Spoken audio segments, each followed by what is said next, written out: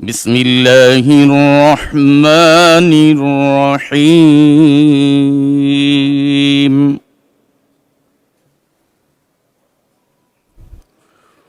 الله يدعو إلى دار السلام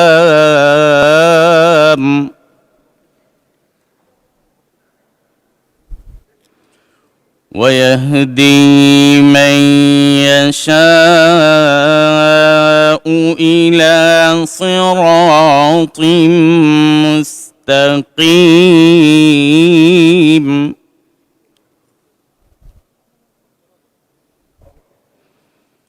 للذين أحسنوا الحسنى وزيادة ولا يرهق وجوههم قتر ولا ذلة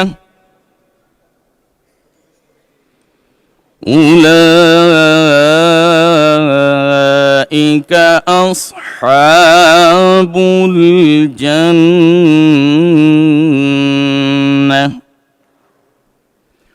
هم فيها خالدون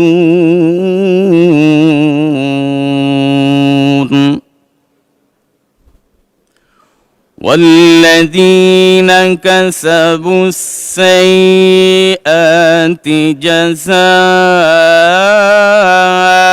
سيئة بمثلها وترهقهم ذلة لهم ما لهم من الله من عاصم كأنما أغشيت وجوههم قطعا من الليل مظلما أولئك أصحاب النار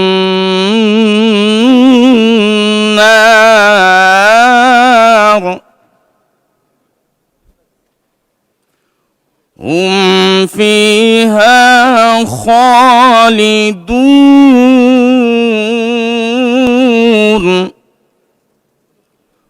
صدق الله العظيم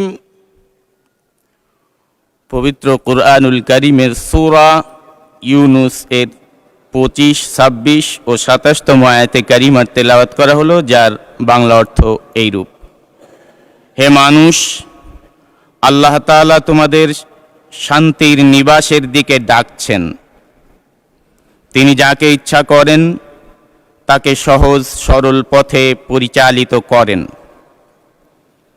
যারা ভালো কাজ করেছে কল্যাণ তো থাকবে তাদের জন্যে এবং থাকবে আরও বেশি।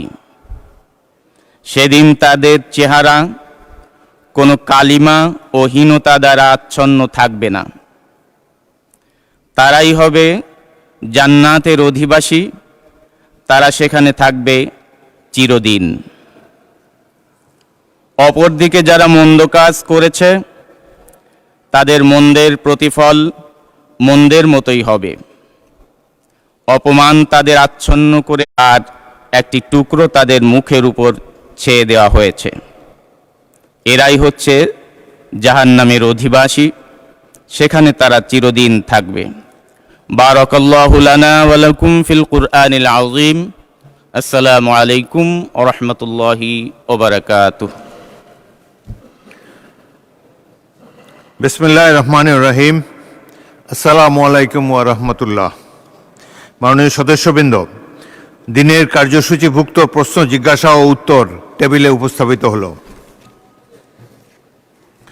মাননীয় সদস্যবৃন্দ, দিনের কার্যসূচি অনুযায়ী এখন বেসরকারি সদস্যদের সিদ্ধান্ত প্রস্তাব আমি উত্থাপনীয় সিদ্ধান্ত প্রস্তাবগুলো উত্থাপনের জন্য আহ্বান জানাবো। 1 নম্বর সিদ্ধান্ত প্রস্তাব, মাননীয় সংসদ সদস্য রুমিন ফারহানা, আপনি সিদ্ধান্ত প্রস্তাবটি উত্থাপন করুন। মাননীয় স্পিকার, আপনাকে ধন্যবাদ। মাননীয় স্পিকার, আমি রুমিন ফারহানা, ব্রাহ্মণবাড়িয়া 2 থেকে নির্বাচিত সংসদ সদস্য। আমি নিম্নলিখিত সিদ্ধান্ত প্রস্তাবটি উত্থাপন করছি। সংসদের অভিমত এই যে ব্রাহ্মণবাড়িয়া 2 নির্বাচনী এলাকায় ঘরে ঘরে গ্যাসের নতুন সংযোগ দেয়া হোক। ধন্যবাদ মাননীয় স্পিকার। দ্বিতীয় সিদ্ধান্ত প্রস্তাবটি উত্থাপনের জন্য মাননীয় সদস্য সুলতান মাহমুদ বাবু, জামালপুর 2 কে আহ্বান জানাচ্ছি। মাননীয় স্পিকার, আপনাকে ধন্যবাদ। আমি সুলতান মাহমুদ বাবু, জামালপুর 2, ইসলামপুরের পক্ষ থেকে মূল প্রস্তাবের ব্রাহ্মণবাড়িয়া 2 নির্বাচনী এলাকার শব্দগুলির পর জামালপুর জেলার ইসলামপুর উপজেলার শব্দগুলি সংযোজন করা হোক। মাননীয় স্পিকার, আপনাকে ধন্যবাদ। ধন্যবাদ। মাননীয় সদস্য রুমিন ফারহানা এবং মাননীয় সদস্য সুলতান মাহমুদ বাবু দুজনের প্রস্তাবটি উত্থাপিত হলো। এখন তৃতীয় সিদ্ধান্ত প্রস্তাবটি উত্থাপনের জন্য মাননীয় সদস্য রেজা আহমদ কুষ্টিয়াকে আহ্বান জানাচ্ছি। মাননীয় স্পিকার, আপনাকে ধন্যবাদ। সংসদের অভিমত এই যে কুষ্টিয়া জেলার দৌলতপুর উপজেলায় মরিচা ইউনিয়নের নদী ভাঙ্গন রোধকল্পে ব্লকের মাধ্যমে বাঁধ নির্মাণ করা হোক। আপনাকে ধন্যবাদ মাননীয় স্পিকার। সিদ্ধান্ত প্রস্তাবটি উত্থাপিত হলো। চতুর্থ সিদ্ধান্ত প্রস্তাবটি উত্থাপনের জন্য মাননীয় সংসদ সদস্য আক্তার হোসেন, রংপুর 4কে আহ্বান জানাচ্ছি। মাননীয় স্পিকার, আপনাকে ধন্যবাদ। আমি আক্তার হোসেন, সংসদ সদস্য রংপুর 4, নিম্নলিখিত সিদ্ধান্ত প্রস্তাবটি উত্থাপন করছি। সংসদের অভিমত এই যে রংপুর জেলার কাউনিয়া ও পীরগাছা রেল স্টেশনের আধুনিকায়ন সহ উত্তরবঙ্গের সাথে ঢাকার দূরত্ব কমাতে সরাসরি ব্রডগেজ রেলপথ নির্মাণ করা হোক। ধন্যবাদ। সিদ্ধান্ত প্রস্তাবটি উত্থাপিত হলো। পঞ্চম সিদ্ধান্ত প্রস্তাবটি উত্থাপনের জন্য মাননীয় সদস্য ফখরুদ্দিন আহমদ, ময়মনসিংহ 11কে আহ্বান জানাচ্ছি।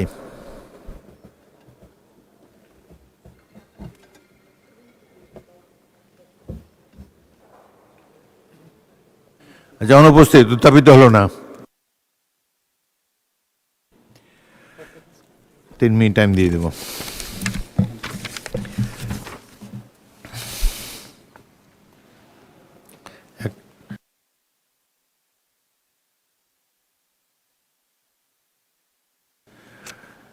আমি এখন মাননীয় সংসদ সদস্য রুমিন ফারহানা, ব্রাহ্মণবাড়িয়া 2কে তার সিদ্ধান্ত প্রস্তাবের পক্ষে বক্তব্য রাখার জন্য আহ্বান জানাচ্ছি। সময় 3 মিনিট। মাননীয় স্পিকার, আপনাকে ধন্যবাদ। মাননীয় স্পিকার, মেঘনা আর তিতাসপাড়ের দেশ ব্রাহ্মণবাড়িয়া, ওস্তাদ আলাউদ্দিন খাঁ কিংবা শচীন দেব বর্মনের দেশ ব্রাহ্মণবাড়িয়া, কীর্তন আর বাউল গানের দেশ ব্রাহ্মণবাড়িয়া, ছানামুখী মিষ্টির অপূর্ব স্বাদের দেশ আমার বাউনবাড়িয়া, দিগন্ত জোড়া হাওরের দেশ বাউনবাড়িয়া, আবার তুচ্ছ বিষয়ে ট্যাটা নিয়ে মাঠে নামার দেশও কিন্তু ব্রাহ্মণবাড়িয়া। মাননীয় স্পিকার, বাংলাদেশের শিল্প, সাহিত্য, সংস্কৃতির রাজধানী বলা হয় ব্রাহ্মণবাড়িয়াকে। এই মাটিতে একদিকে যেমন সুর সম্রাট ওস্তাদ আলাউদ্দিন খাঁ বা শচীন দেব বর্মনের জন্ম হয়েছে, তেমনি এই মাটিতে জন্ম নিয়েছেন ধীরেন্দ্রনাথ দত্ত বা অলি আহাদের মতন সংগ্রামী চরিত্র, যাদের কল্যাণে বাংলা আজকে আমাদের রাষ্ট্রভাষার স্বীকৃতি পেয়েছে। মাননীয় স্পিকার, আমার নির্বাচনী এলাকা ব্রাহ্মণবাড়িয়া 2 এর অন্তর্গত আশুগঞ্জ একটি শিল্পনগরী। এখানে আছে সার কারখানা, বিদ্যুৎ কেন্দ্র, চাল কল, মিল, ফ্যাক্টরি, আছে বন্দর। ব্রাহ্মণবাড়িয়ার গ্যাস যায় সারা বাংলাদেশে, কিন্তু ব্রাহ্মণবাড়িয়ার মানুষ গ্যাস পায় না। মাননীয় স্পিকার, তিতাস গ্যাস ফিল্ড বাংলাদেশের অন্যতম প্রাচীন ও প্রধান প্রাকৃতিক গ্যাস কেন্দ্র। 1962 সালে আবিষ্কৃত এই গ্যাস ক্ষেত্র থেকে বর্তমানে 22টি কূপের মাধ্যমে দৈনিক প্রায় 325 মিলিয়ন ঘনফুট গ্যাস জাতীয় গ্রিডে সরবরাহ করা হচ্ছে। 1991 সালে সরাইল উপজেলার সদর ইউনিয়নে গ্যাসের সংযোগ দেয়া হয়। শুরুর দিকে গ্রাহক ছিল 1000, বর্তমানে কাগজে কলমে 5000, কিন্তু অবৈধ সংযোগ যদি আমরা এর সঙ্গে যুক্ত করি তাহলে প্রায় 8 থেকে 9000।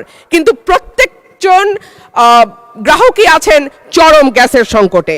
সরাইল সদরে 1.5 কিলোমিটার এলাকায় 6 ইঞ্চি এবং 1 কিলোমিটার এলাকায় 4 ইঞ্চি ব্যাসের পাইপ দিয়ে গ্যাস সঞ্চালন লাইন টানা হয়েছে। এরপরে পাড়ায় পাড়ায় 2 ইঞ্চি ব্যাসের পাইপ বসানো হয়েছে।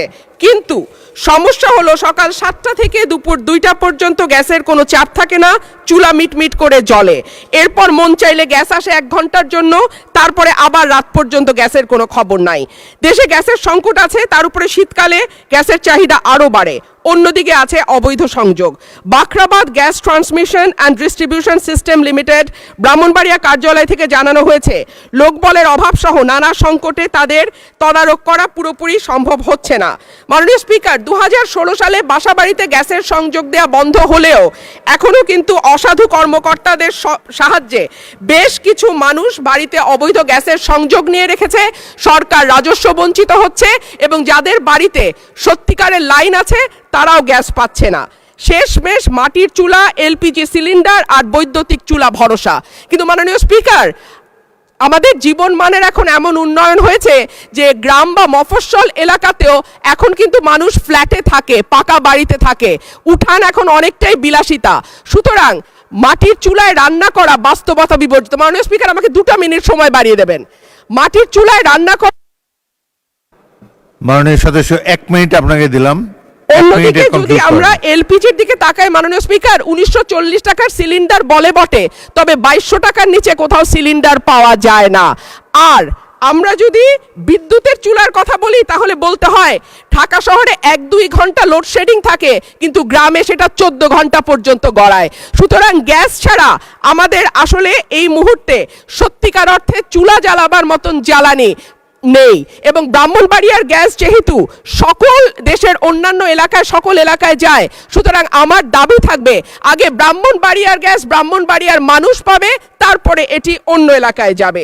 মাননীয় স্পিকার, সম্প্রতি তিতাস গ্যাস ক্ষেত্রের 31 নম্বর একটা কূপ খনন হচ্ছে, যেখান থেকে দৈনিক 9 মিলিয়ন ঘনফুট গ্যাস পাওয়া যাবে বলে শোনা যাচ্ছে। আমি আশা করব এই নতুন যে কূপ 31 নম্বর কূপ যেটা তিতাস গ্যাস ফিল্ডে খোঁড়া হচ্ছে, সেই গ্যাস আগে ব্রাহ্মণবাড়িয়ার মানুষ পাবে, তারপরে এই গ্যাস। ধন্যবাদ মাননীয় সদস্য। সদস্যবৃন্দ, এই সিদ্ধান্ত প্রস্তাবের উপর 10 জন মাননীয় সদস্য সংশোধনী দিয়েছেন। আমি এখন তাদেরকে নিজ নিজ সংশোধনী উত্থাপন এবং সংশোধনীর উপর সংক্ষিপ্ত বক্তব্য রাখার জন্য আহ্বান জানাচ্ছি। সময় মাত্র 1 মিনিট পাবেন। প্রথম সংশোধন উত্থাপনকারী এই সুলতান মাহমুদ বাবু, আপনার সময় 1 মিনিট বক্তব্য রাখুন। মাননীয় স্পিকার, আপনাকে ধন্যবাদ।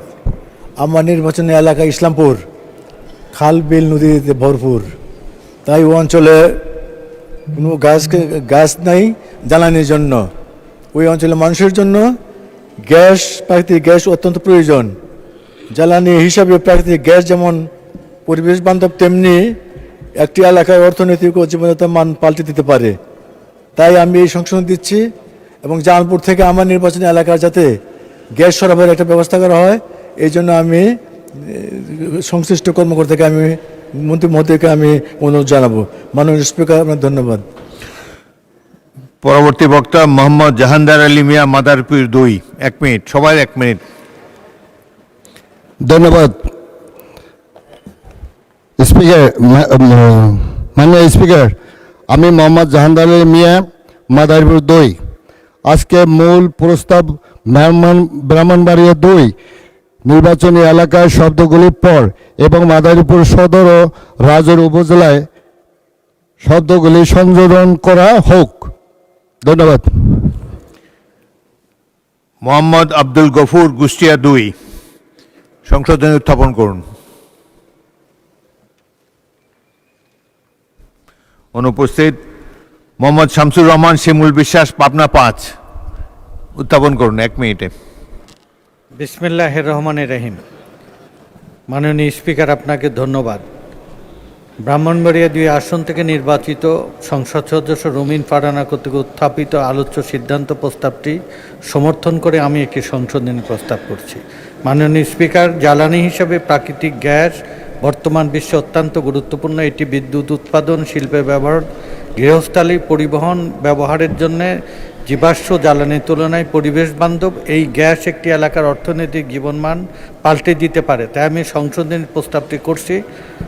আমার সংশোধনী হচ্ছে ব্রাহ্মণবাড়িয়া 2 নির্বাচনী এলাকা শব্দাবলীর পর 72 পাবনা 5 নির্বাচনী এলাকাটি সংযোজন করে আলোচ্য সিদ্ধান্ত প্রস্তাবটি মহান সংসদ কর্তৃক গ্রহণ করা হোক। মাননীয় স্পিকার, আপনাকে ধন্যবাদ। মোহাম্মদ আবদুল্লাহ, মাননীয় সদস্য, মুন্সিগঞ্জ 1। মাননীয় স্পিকার, আপনাকে ধন্যবাদ। আমি পূর্ববর্তী যে প্রশ্ন উত্থাপন হয়েছে আমি তাকে সমর্থন করছি এবং আমার মুন্সিগঞ্জ 1 তথা শ্রীনগর এবং সিরাজদিঘা উপজেলায় যেন ঘরে ঘরে গ্যাস সংযোগ করা হোক। ধন্যবাদ আপনাকে। মাননীয় সদস্য আলী আজম মোহাম্মদ আবু বকর, ঝিনাইদহ 2 উত্থাপন করুন। মাননীয় স্পিকার, আপনাকে ধন্যবাদ। আমি প্রস্তাব করছি মূল প্রস্তাব বেগম রুমিন ফারহানা, ব্রাহ্মণবাড়িয়া 2, তার এলাকায় ঘরে ঘরে গ্যাস সংযোগ করার জন্য প্রস্তাব করেছেন। এই প্রস্তাবের সাথে আমি সম্পূর্ণ একমত। তার এলাকায় ঘরে ঘরে গ্যাস সরবরাহ করা হোক। সাথে সাথে আমার নির্বাচনী এলাকা ঝিনাইদহ হীরাকুণ্ড, ঝিনাইদহ 2, এখানেও ঘরে ঘরে গ্যাস সরবরাহ করা হোক।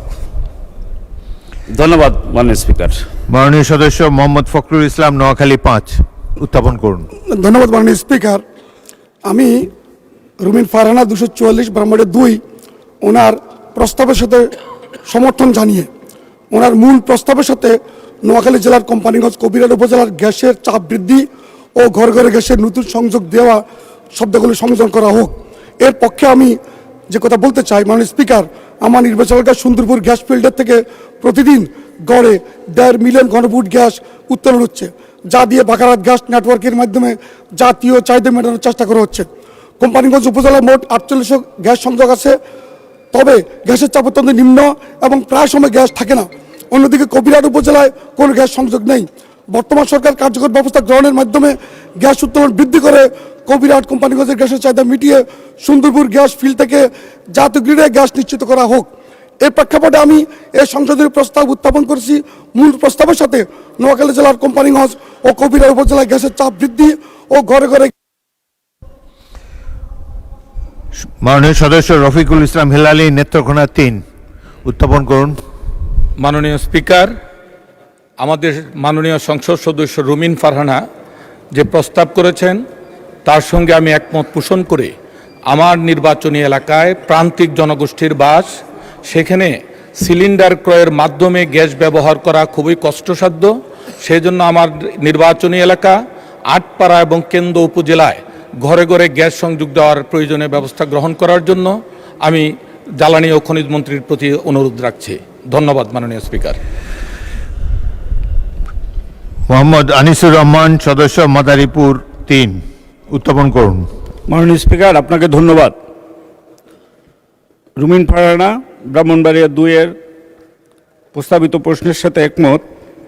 আমি আমার জেলা মাদারীপুর জেলার ঢাকার অতি সন্নিকটের একটি জেলা। আমি আমার মাদারীপুর জেলায়ও গ্যাস সংযোগের জন্য অনুরোধ করছি। আমাদের জেলায় ছোটোখাটো অনেক শিল্প কলকারখানা আছে। যদি গ্যাস সংযোগ দেওয়া হয় আমাদের জেলায়, তাহলে আমাদের শিল্প কলকারখানা গড়ে উঠবে এবং ঢাকার সাথে আমাদের যে শিল্প এবং বাণিজ্যের যোগাযোগটা বৃদ্ধি পাবে। ধন্যবাদ মাননীয় স্পিকার।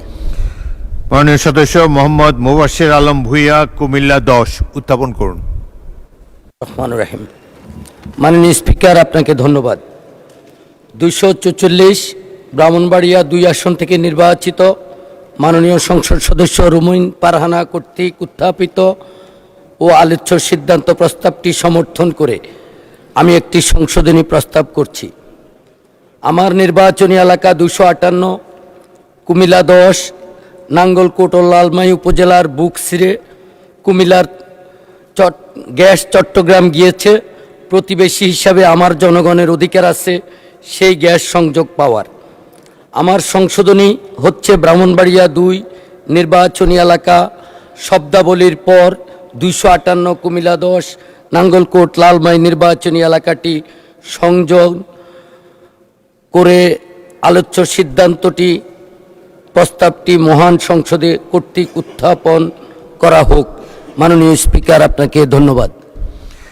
মাননীয় সদস্যবৃন্দ, আমি এখন মূল সিদ্ধান্ত প্রস্তাব এবং তার উপর আনিত সংশোধনীগুলোর উপর মাননীয় বিদ্যুৎ, জ্বালানি ও খনিজ সম্পদ মন্ত্রী জনাব ইকবাল হাসান মাহমুদকে তার বক্তব্য রাখার জন্য আহ্বান জানাচ্ছি। মাননীয় বিদ্যুৎ ও খনিজ সম্পদ মন্ত্রী। মাননীয় স্পিকার, রুমিন ফারহানা মাননীয় সংসদ সদস্য যে প্রস্তাবটি করেছেন, এই প্রস্তাবটির মধ্যে উনি যে বক্তব্য রেখেছেন সেই বক্তব্যের মধ্যেই উত্তরটা রয়ে গেছে।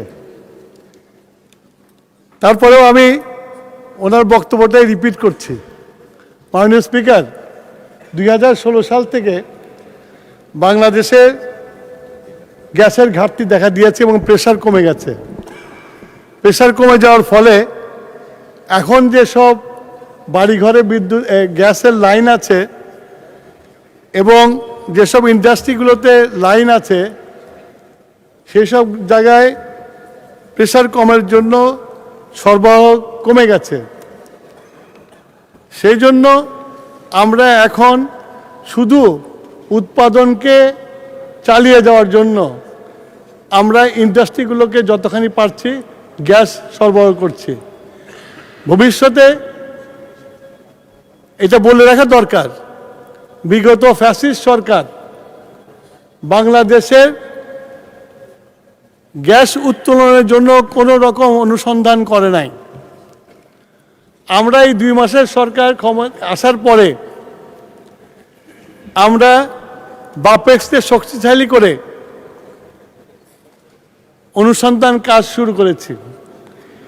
যদি এই অনুসন্ধানে যদি আমরা সফলকাম হই, আমি আশা করি যেসব গ্যাস কানেকশন দেওয়া আছে সেই সব জায়গায় আমরা কানেকশন দিতে পারবো, প্রেশারও দিতে পারবো।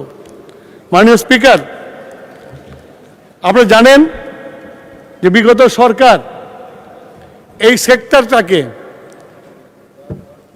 ইমিউনিটি বিল পাস করে কোনো জবাবদিহিতা করতে হবে না, এইটা করে পুরা সেক্টরটাকে আমদানি ভিত্তি করে দিয়েছে এবং বিশাল অঙ্কের বকেয়া রেখে গেছে।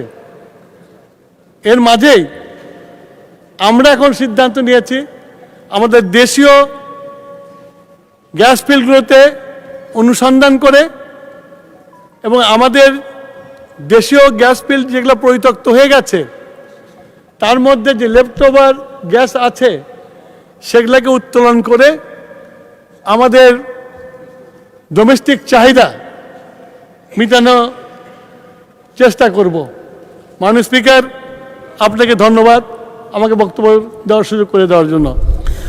মাননীয় সদস্য রুমিন ফারহানা, আপনার সিদ্ধান্ত প্রস্তাব সম্পর্কে মাননীয় মন্ত্রী যে বিবৃতি দিলেন তার প্রেক্ষিতে আপনি ইচ্ছা করলে প্রস্তাবটি প্রত্যাহার করতে পারেন।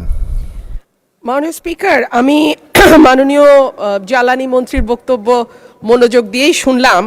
উনি সঠিক বলেছেন মাননীয় স্পিকার, গত 15 বছরে আসলে কোনো রকম জ্বালানির অনুসন্ধান হয় নাই, বাপেক্সকে শক্তিশালী করাও হয়নি।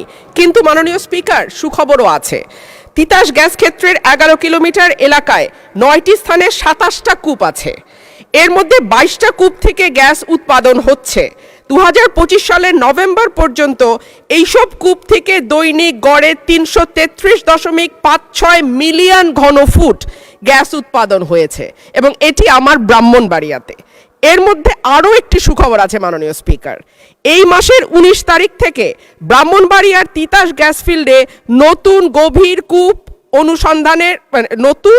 গভীর অনুসন্ধান কূপ খনন শুরু হয়েছে, যা থেকে দৈনিক 15 মিলিয়ন ঘনফুট গ্যাস জাতীয় গ্রিডে যুক্ত হবে বলে আশা করা যাচ্ছে। 5.6 কিলোমিটার গভীর এই কূপটি খননে প্রায় 7 মাস সময় লাগবে এবং এটি দেশের জ্বালানি সংকট মোকাবেলায় একটি বড় ভূমিকা রাখবে বলে আমরা আশা করছি। মাননীয় সদস্য, আজকে আমরা খুব টাইম কনস্ট্যান্টে আছি। মাননীয় স্পিকার, আপনি মন্ত্রী তো বলেছেন যে উনি চেষ্টা করবেন আরো গ্যাসের রিজার্ভ আরো বাড়াবেন এবং যদি আরো বাড়ে তাহলে সফল হলেই আপনার ওখানে। মাননীয় স্পিকার, একটা কথা তাহলে একটু মন্ত্রী মহোদয়কে আমি স্মরণ করিয়ে দেই, আমি একটি প্রশ্নের মাধ্যমে যখন গ্যাসের কথা তুলেছিলাম আমাদের মাননীয় জ্বালানি মন্ত্রী আমাকে আশ্বস্ত করেছিলেন যে ঠিক আছে, আপাতত যদি হাউস হোল্ডে আমরা নাও দিতে পারি, আমাদের আশুগঞ্জের যে সার কারখানা আছে সেখানে গ্যাসের সংযোগের অভাবে কারখানাটি বন্ধ হয়ে গেছে। মাননীয় স্পিকার, মাননীয় মন্ত্রী যদি অন্তত সার কারখানায় গ্যাসটা দেয় তাহলে আমি আমার এলাকার মানুষের কাছে একটু মুখ দেখাইতে পারি। মাননীয় স্পিকার, ধন্যবাদ। মাননীয় মন্ত্রী, সার কারখানায় দিবেন কিনা? মাননীয় সংসদ সদস্য রুমিন ফারহানাকে একটা সুখবর দিতে চাই যে 1 তারিখ থেকে আমরা, যদিও বিদ্যুতের উৎপাদন আমাদের ক্ষতিগ্রস্ত হবে, তারপরে দেশের কৃষির কথা চিন্তা করে আমরা 1 তারিখ থেকে ফার্টিলাইজার ফ্যাক্টরিতে গ্যাস দেওয়ার সিদ্ধান্ত নিয়েছি। ধন্যবাদ মাননীয় স্পিকার। আপনি কি তাহলে প্রত্যাহারের পক্ষে আছেন মাননীয় সদস্য? মাননীয় স্পিকার, এখন আর কি করা, প্রত্যাহারই তাহলে করে নেই। মাননীয় সদস্যবৃন্দ, প্রস্তাব উত্থাপনকারী মাননীয় সদস্য তার প্রস্তাবটি প্রত্যাহারের স্থায়ী ইচ্ছা ব্যক্ত করেছেন। কার্যপ্রণালী বিধির 138 বিধির 1 উপবিধি মতে প্রত্যাহারের ক্ষেত্রে সংসদের অনুমতি প্রয়োজন। আমি এখন প্রত্যাহারের প্রস্তাবটি ভোটে দিচ্ছি। সংসদের সামনে প্রশ্ন হচ্ছে মাননীয় সদস্য রুমিন ফারহানা কর্তৃক উত্থাপিত সিদ্ধান্ত প্রস্তাব নম্বর 1, সংসদের অভিমত এই যে ব্রাহ্মণবাড়িয়া 2 নির্বাচনী এলাকায় ঘরে ঘরে গ্যাস নতুন সংযোগ দেওয়া হোক, এই শীর্ষক প্রস্তাবটি প্রত্যাহার করা হোক। যারা এই প্রস্তাবের পক্ষে আছেন তারা হাঁ বলুন, যারা এই প্রস্তাবের বিপক্ষে আছেন তারা না বলুন। আমার মনে হয় হাঁ জয়যুক্ত হয়েছে, হাঁ জয়যুক্ত হয়েছে, হাঁ জয়যুক্ত হয়েছে। অতএব সিদ্ধান্ত প্রস্তাবটি প্রত্যাহার হলো।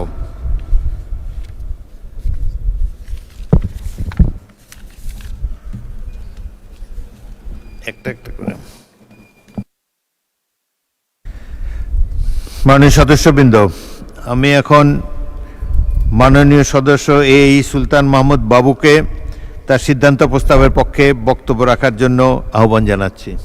স্পিকার, আপনাকে ধন্যবাদ। আমি সুলতান মাহমুদ বাবু, জামালপুর 2, ইসলামপুরের পক্ষে আমার সিদ্ধান্ত প্রস্তাব এই যে ইসলামপুর উপজেলায় একটি কোল্ড স্টোরেজের ব্যবস্থা করা হোক। মাননীয় স্পিকার, আপনাকে ধন্যবাদ।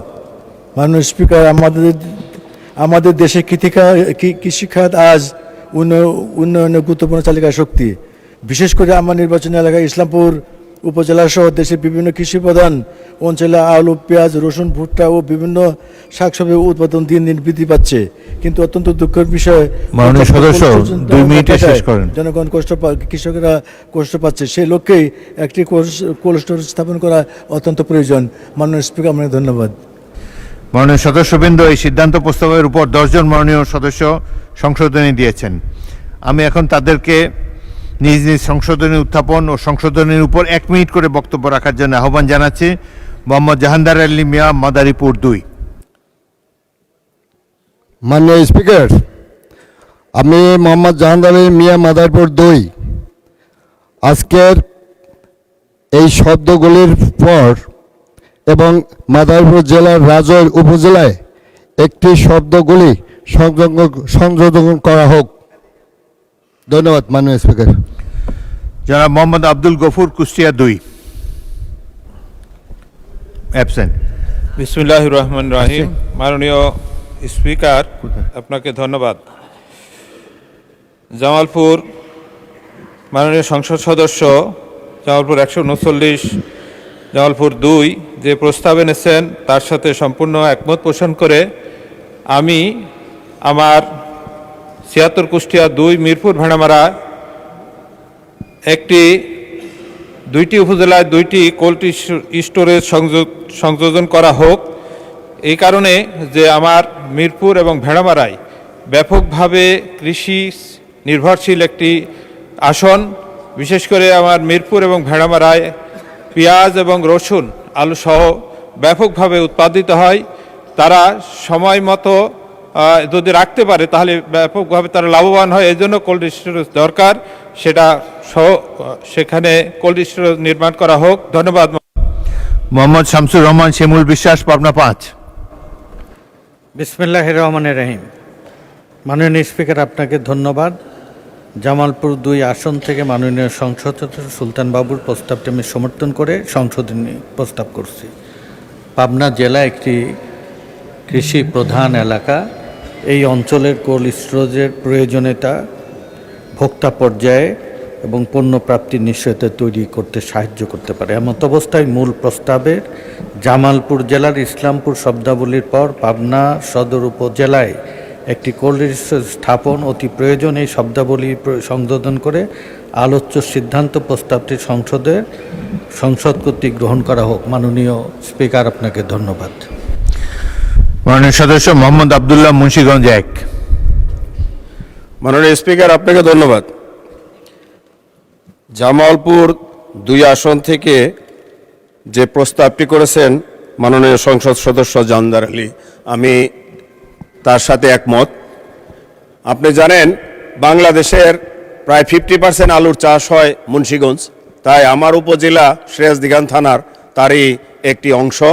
সেইখানে যদি একটি কোল্ড স্টোরেজ স্থাপন করা হয় সরকারিভাবে, তাহলে আমাদের যে কৃষক তারা ন্যায্য মূল্য পাবে এবং তার পণ্যগুলি সংরক্ষণ করার জন্য একটি সুযোগ হবে। তাই আমি অনুরোধ করব মাননীয় মন্ত্রী মহোদয়কে অতি সত্বর সেখানে যেন একটি কোল্ড স্টোর স্থাপন করার ব্যবস্থা করা হয়, তাহলে আমি এবং আমার এলাকার জনগণ উপকৃত হবে। আপনাকে ধন্যবাদ মাননীয় স্পিকার। মাননীয় সদস্য আলী আজম মোহাম্মদ আবু বকর, ঝিনাইদহ 2। মাননীয় স্পিকার, আপনাকে ধন্যবাদ। জামালপুর 2 জনাব এই সুলতান মাহমুদ বাবু যে প্রস্তাবটি সংশোধনী সিদ্ধান্ত প্রস্তাবটি যেটা করেছেন তার আলোকে আমি সংশোধনী প্রস্তাব দিচ্ছি। ওনার সংসদের অভিমত ছিল জামালপুর জেলার ইসলামপুরে একটি কোল্ড স্টোরেজ নির্মাণ করা হোক। এই প্রস্তাবটি আমি পূর্ণভাবে সমর্থন করছি। সাথে সাথে আমি প্রস্তাব করছি সংশোধনী সহ যে আমার নির্বাচনী এলাকা ঝিনাইদহ 2, ঝিনাইদহ সদর, হরিণাকুণ্ডু 2টো উপজেলায় 2টো কোল্ড স্টোরেজ নির্মাণ করা হোক। মাননীয় স্পিকার, ঝিনাইদহ একটা কৃষিপ্রধান এলাকা, এখানে 2টো কোল্ড স্টোরেজ প্রয়োজন জনগণের উপকার। জনাব মোহাম্মদ আব্দুল আলিম, বাগেরহাট 4। মাননীয় স্পিকার, আপনাকে ধন্যবাদ। সংসদে উত্থাপনীয় সিদ্ধান্ত প্রস্তাব 2কে আমি অকুণ্ঠ সমর্থন করছি এবং এর সাথে সংশোধনী প্রস্তাব আমি দিতে চাই। সেটা হলো এই: বাগেরহাট জেলার মোরেলগঞ্জ ও শরণখোলা উপজেলায় 2টি কোল্ড স্টোরেজ নির্মাণ করা হোক। মাননীয় স্পিকার, আপনার মাধ্যমে মহান সংসদে আমি এই প্রস্তাব উত্থাপন করলাম। আপনাকে ধন্যবাদ মাননীয় স্পিকার। মাননীয় সদস্য ইকরামুল বারী, টিপু, নওগাঁ 4। ধন্যবাদ মাননীয় স্পিকার। মাননীয় স্পিকার, আমি মূল প্রস্তাবের সঙ্গে একটা সংশোধনী দিয়েছি। মূল প্রস্তাবের সঙ্গে যোগ করার জন্য বলেছি যে এবং নওগাঁ জেলার মান্দা উপজেলায় একটি ফল ও ফসল সংরক্ষণাগার বা হিমাগার, এই শব্দগুলি সংযোজন করা হোক। কারণ আমার নির্বাচনী এলাকায় আম, জাম, লিচু, কাঁঠাল, পেঁপে সহ ড্রাগন, মাল্টা, কুল, পেয়ারা, কলা এবং অন্যান্য ফল ও ফসল পর্যাপ্ত উৎপন্ন হয়। এগুলো সংরক্ষণের কোনো ব্যবস্থা না থাকার কারণে পচে যাওয়ার ভয়ে কৃষকরা খুব তড়িঘড়ি করে এগুলো বাজারে নিয়ে গিয়ে বিক্রি করে দিতে হয় কম দামে। সেই কারণে আমার নির্বাচনী এলাকায় যদি একটা এই ফল এবং ফসলজাত যে দ্রব্যাদি এগুলো সংরক্ষণের জন্য যদি একটা হিমাগার স্থাপন করা হতো, তাহলে কৃষকরা উপকৃত হতো, বর্তমান সরকারের কৃষিবান্ধব নীতি বাস্তবায়িত হতো। সেই জন্য এই সংশোধনী প্রস্তাব আমি উত্থাপন করছি মাননীয় স্পিকার। আপনাকে ধন্যবাদ। মাননীয় সদস্য রফিকুল ইসলাম হেলালি, নেত্রকোনা 3। ধন্যবাদ মাননীয় স্পিকার। আমি এই প্রস্তাব পুরোপুরি সমর্থন করছি এবং একটি বিষয় আমি মাননীয় স্পিকারকে অবগত করতে চাই।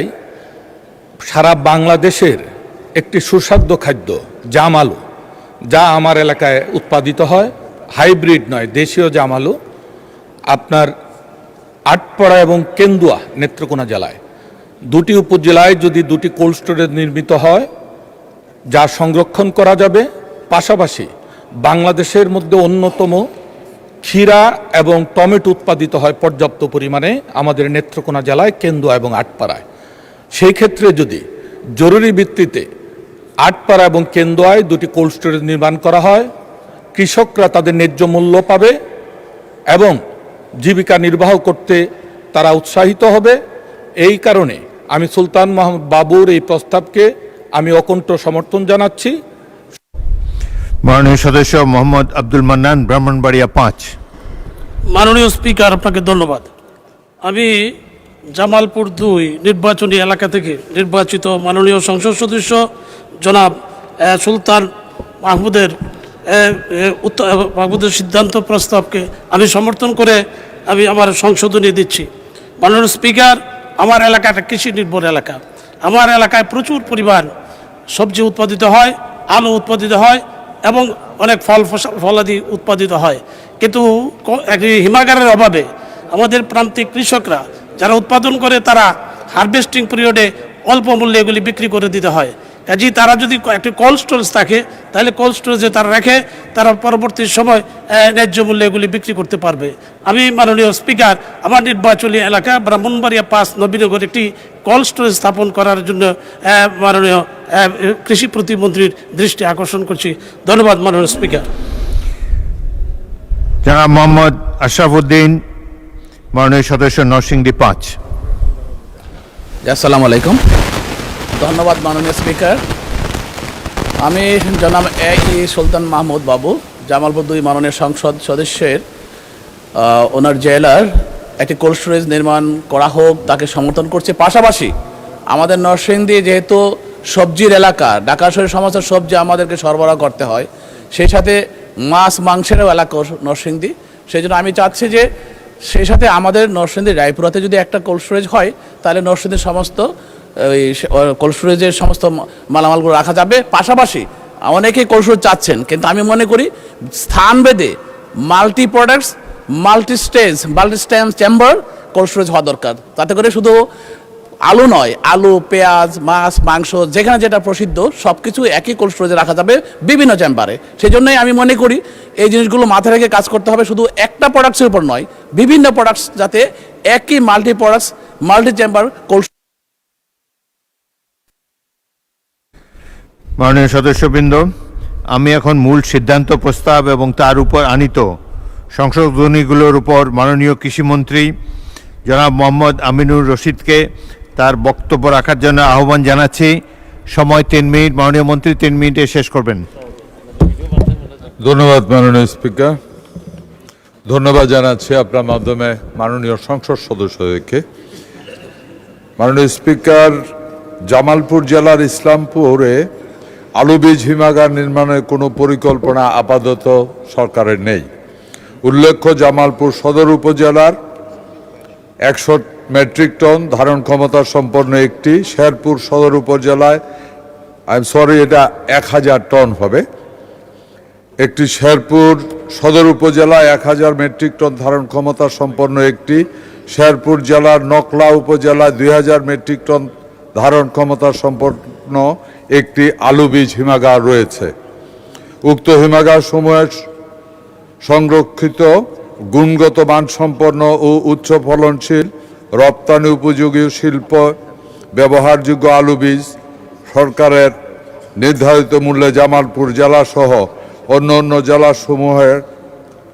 জেলাগুলিতে কৃষকের মাঝে সরবরাহ করা হয়। কৃষি সম্প্রসারণ অধিদপ্তর কর্তৃক বাস্তবায়নাধীন ফার্মার্স মিনি কোল্ড স্টোরেজ প্রকল্প রয়েছে, যার সম্পর্কে অনেকে অবহিত নয়।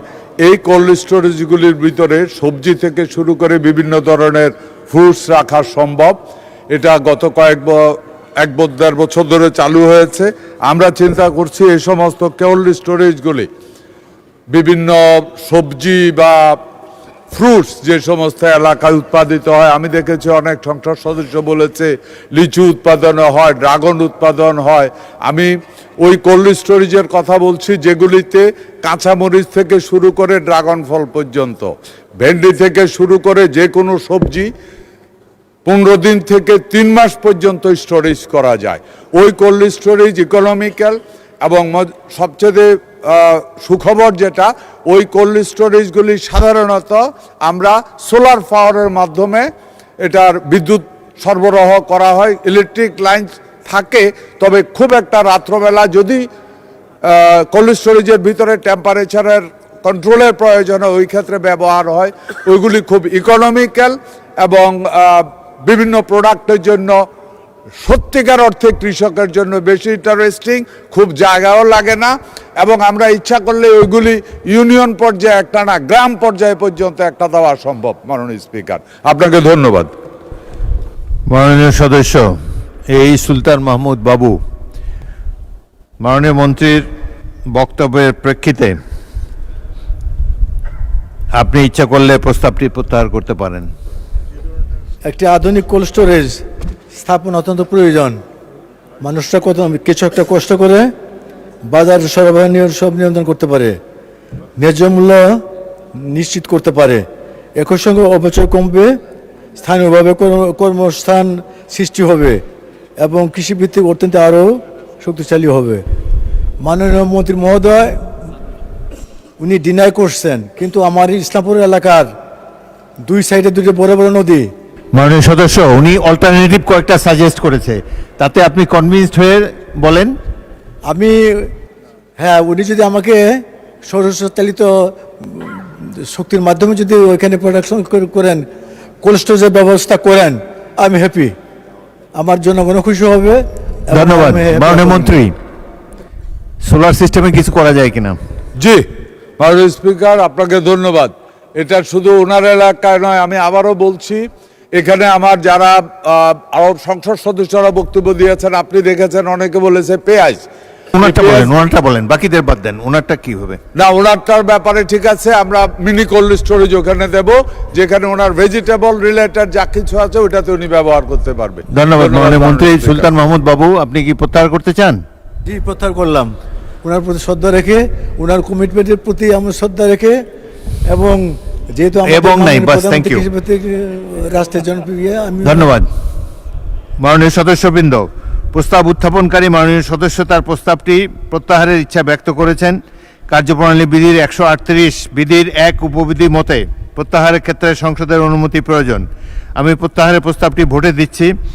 সংসদের সামনে প্রশ্ন হচ্ছে, মাননীয় সদস্য এই সুলতান মাহমুদ বাবু কর্তৃক উত্থাপিত সিদ্ধান্ত প্রস্তাব নম্বর 2, সংসদের অভিমত এই যে জামালপুর জেলার ইসলামপুরে একটি কোল্ড স্টোরেজ নির্মাণ করা হোক, শীর্ষক প্রস্তাবটি প্রত্যাহার করা হোক।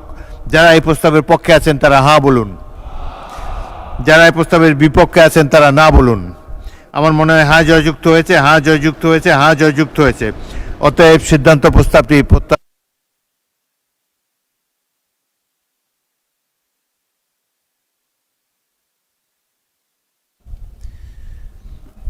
আমি এখন মাননীয় সদস্য রেজা আহমদ কুষ্টিয়া 1কে তার সিদ্ধান্ত প্রস্তাবের পক্ষে বক্তব্য রাখার জন্য অনুরোধ জানাচ্ছি। বিসমিল্লাহির রহমানির রহিম। মাননীয় স্পিকার, আপনাকে ধন্যবাদ। আমি মাননীয় পানি সম্পদ মন্ত্রীকে বেশ কয়েকবার এই সংসদ অনুরোধ করেছি। আপনার সময় 3 মিনিট। আমার মাননীয় রেজা 3 মিনিট সময়। উপজেলা আমার সংসদে আসন একটি, কুষ্টিয়া 1। এখানে পদ্মার ধারের 4টি ইউনিয়ন, তার ভিতরে গত 2004 সালের পর একটি অঞ্চলে ব্লক দ্বারা বাঁধ নির্মাণ করা হয় রামকৃষ্ণপুর ইউনিয়নে। গত আওয়ামী লীগ সরকারের সময় আরেকটি ইউনিয়নে বাঁধ নির্মাণ হয়েছে ব্লক দ্বারা। এখন আমার মরিচা ইউনিয়নের অবস্থা খুবই খারাপ। যদি ব্লক দ্বারা বাঁধ নির্মাণ করা না হয়, এই ইউনিয়নটি পদ্মায় বিলীন হয়ে যাবে। আপাতত তো ব্লক দিয়ে করার মতো অবস্থা নেই, কারণ এটা সময় সাপেক্ষের ম্যাটার। আমি মাননীয় মন্ত্রী মহোদয়কে অনুরোধ করব অতি সত্বর, ওনাকে আমি কয়েকদিন ব্যক্তিগতভাবে মুখেও বলেছি, জিও ব্যাগ দ্বারা এই বর্ষার পূর্বেই যদি জিও ব্যাগ মারা হয় 2.5 থেকে 3.5 কিলো, তাহলে আপাতত ওই ইউনিয়নের একটা সিংহভাগ এলাকা মানুষ বাড়ি ঘর ভাঙনের থেকে, জমি জমা ভাঙনের থেকে রক্ষা পাবে। আমার বক্তব্য আমি দীর্ঘায়িত করব না, আমি শুধু মাননীয় মন্ত্রী মহোদয়কে আবারও অনুরোধ করব অতি সত্বর জিও ব্যাগ দ্বারা যাতে ওই 2.5 কিলো 3.5 কিলো পদ্মার পাশে জিও বাগ স্থাপন করে যাতে আপাতত ভাঙন রোধ করার চেষ্টা করবেন এবং ভবিষ্যতে অর্থনৈতিক অবস্থার উপর নির্ভর করে উনি ব্লক নির্মাণ করে দেবেন ওই অঞ্চলটি। তাহলে দৌলতপুরবাসী ওনার কাছে চিরকৃতজ্ঞ থাকবে। আমি মাননীয় স্পিকার আপনাকে ধন্যবাদ এই বলেই আমার বক্তব্য শেষ করছি। মাননীয় সদস্যবৃন্দ, এই সিদ্ধান্ত প্রস্তাবের উপর 10 জন মাননীয় সদস্য সংশোধনী দিয়েছেন। আমি এখন তাদেরকে নিজ নিজ সংশোধনী এবং সংশোধনীর উপরে সংক্ষিপ্ত বক্তব্য 1 মিনিটের মধ্যে রাখার জন্য অনুরোধ জানাচ্ছি। প্রথমেই এই সুলতান মাহমুদ বাবু, জামালপুর 2। মাননীয় স্পিকার আপনাকে ধন্যবাদ। মাননীয় স্পিকার 12 সেপ্টেম্বর 2002 আদর্শ গ্রাম উদ্বোধন উপলক্ষে ওই সময় আপনি পানি সম্পদ মন্ত্রী ছিলেন, ম্যাডামের সাথে আপনি গিয়েছিলেন এবং আমার এলাকার অত্যন্ত খারাপ অবস্থা, নদী ভাঙ্গন এলাকা। কাজে আমার কুলকান্দি থেকে নোয়ারপাড়া পর্যন্ত, কাটপা পর্যন্ত এখানে 13 কিলোমিটার বেড়িবাঁধের প্রয়োজন। মাননীয় প্রধানমন্ত্রী, সাবেক প্রধানমন্ত্রী আমার এলাকায় যে এলাকার জনগণের দুঃখ দুর্দশা দেখে উনি কমিটি করেছিলেন এবং সেই হিসেবে উনি টাকাও বরাদ্দ দিয়েছিলেন। কিন্তু ফ্যাসিস্ট সরকারের লোকজন এই টাকাগুলো তারা লুটপাট করে খেয়েছে। কাজে বর্তমানে আমার এলাকার প্রত্যেকটা ইউনিয়নের মানচিত্র পরিবর্তন হতে শুরু করছে মাননীয় স্পিকার। কাজে আমি মনে করি দেশ এবং জনগণের আশা আকাঙ্ক্ষা জনাব আমাদের মাননীয় প্রধানমন্ত্রী তারেক রহমানের প্রতি আমাদের জনগণের আশা আকাঙ্ক্ষা, তাই মনে করি এই বিষয়ে মাননীয় সদস্য জাহাঙ্গীর আলী মিয়া, মাদারীপুর 2।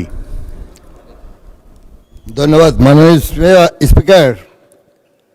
আজকে আমি মাদারীপুর মোহাম্মদ জাহাঙ্গীর আলী জাহান 2 আসন মাদারীপুর, আমি প্রস্তাব করতেছি যে মূল প্রস্তাবের দৌলতপুর উপজেলা মরিচা ইউনিয়নের শব্দগুলির পর এবং মাদারীপুর সদর ও রাজৈর উপজেলাকে শব্দগুলি সংযোজন করা হোক। মাননীয় স্পিকার, আপনি মাদারীপুর গিয়েছেন।